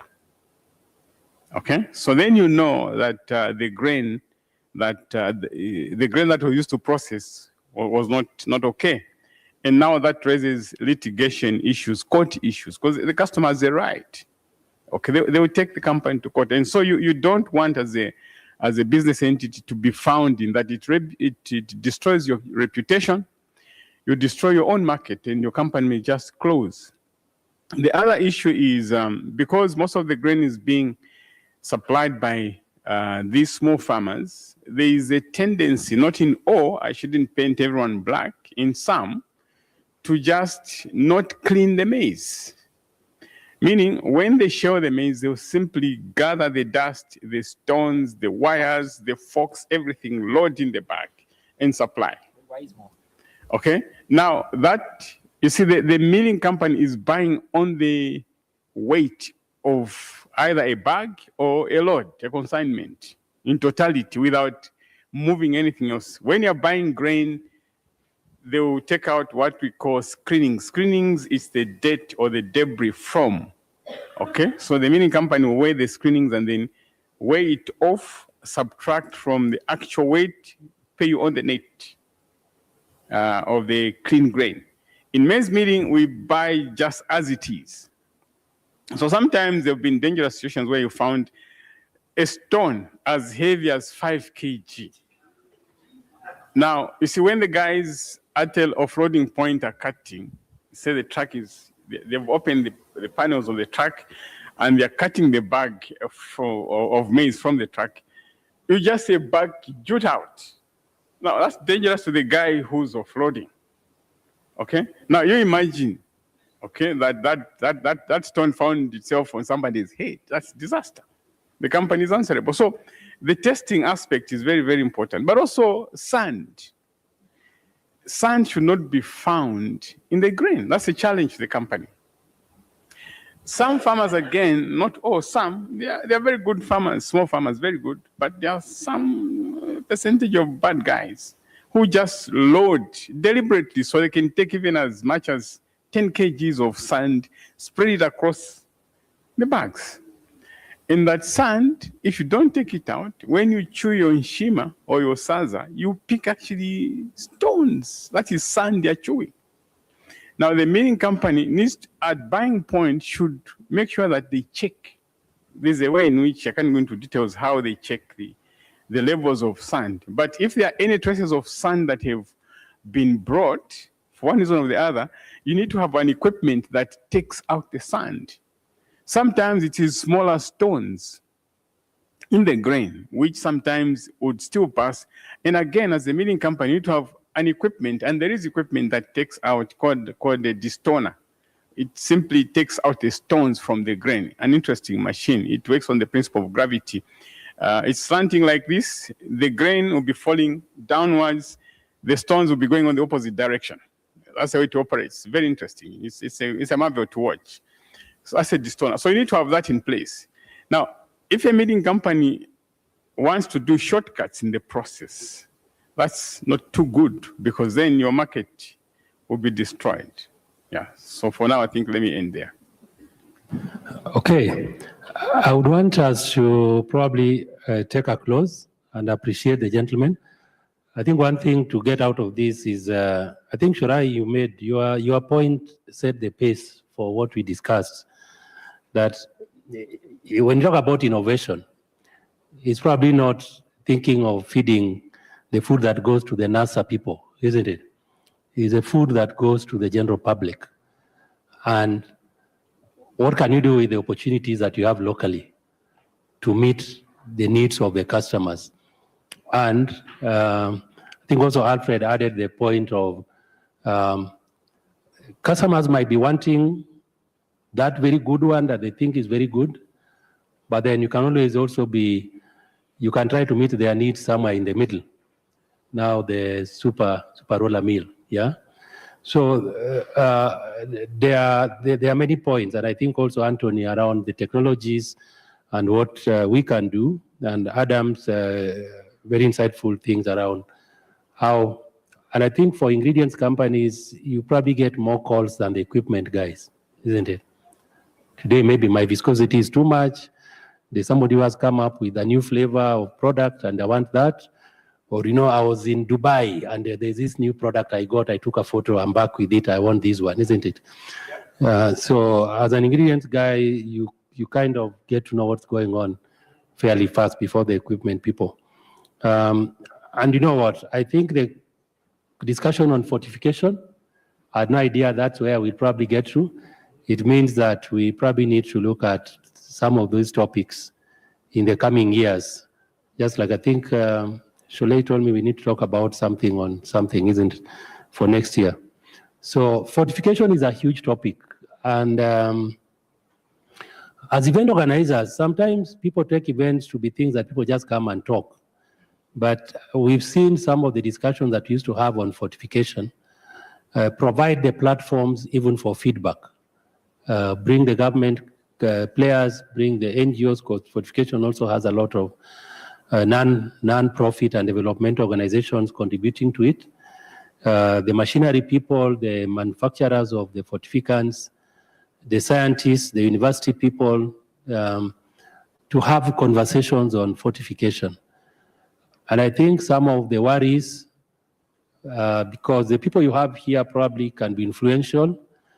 Usually, if we get these kind of platforms, they are very different from an event where you've been called by the Ministry of Commerce, Trade and Industry, or Zambia Bureau of Standards, yeah, or the Ministry of Health. They are fairly different. So ours here is to promote science.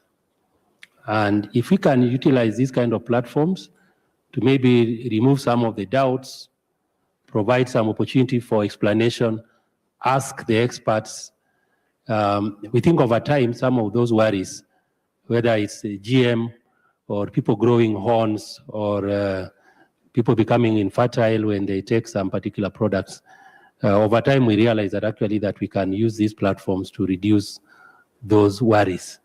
So gentlemen, thank you for your insights. And I think that probably ends our conference today.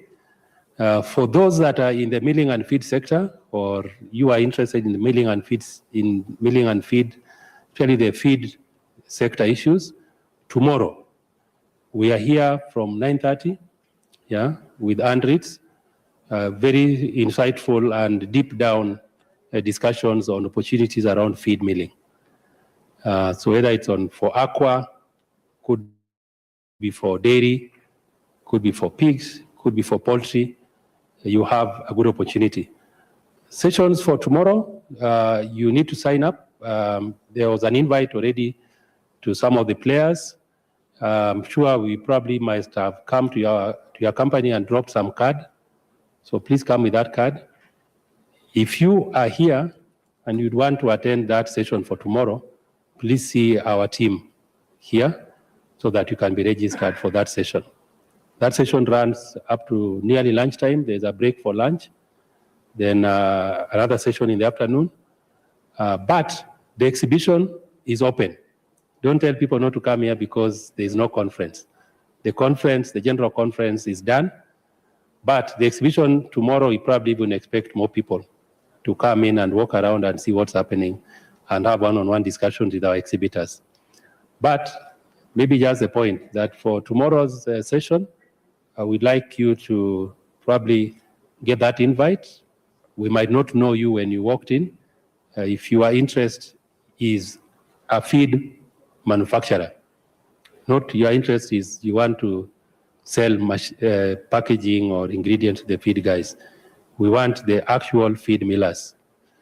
Or you could be now, your company might be producing beverages, but you have an interest in the next 2, 3 years or 5 to start producing feed. Please sign up and you'll be welcome for that. Thank you.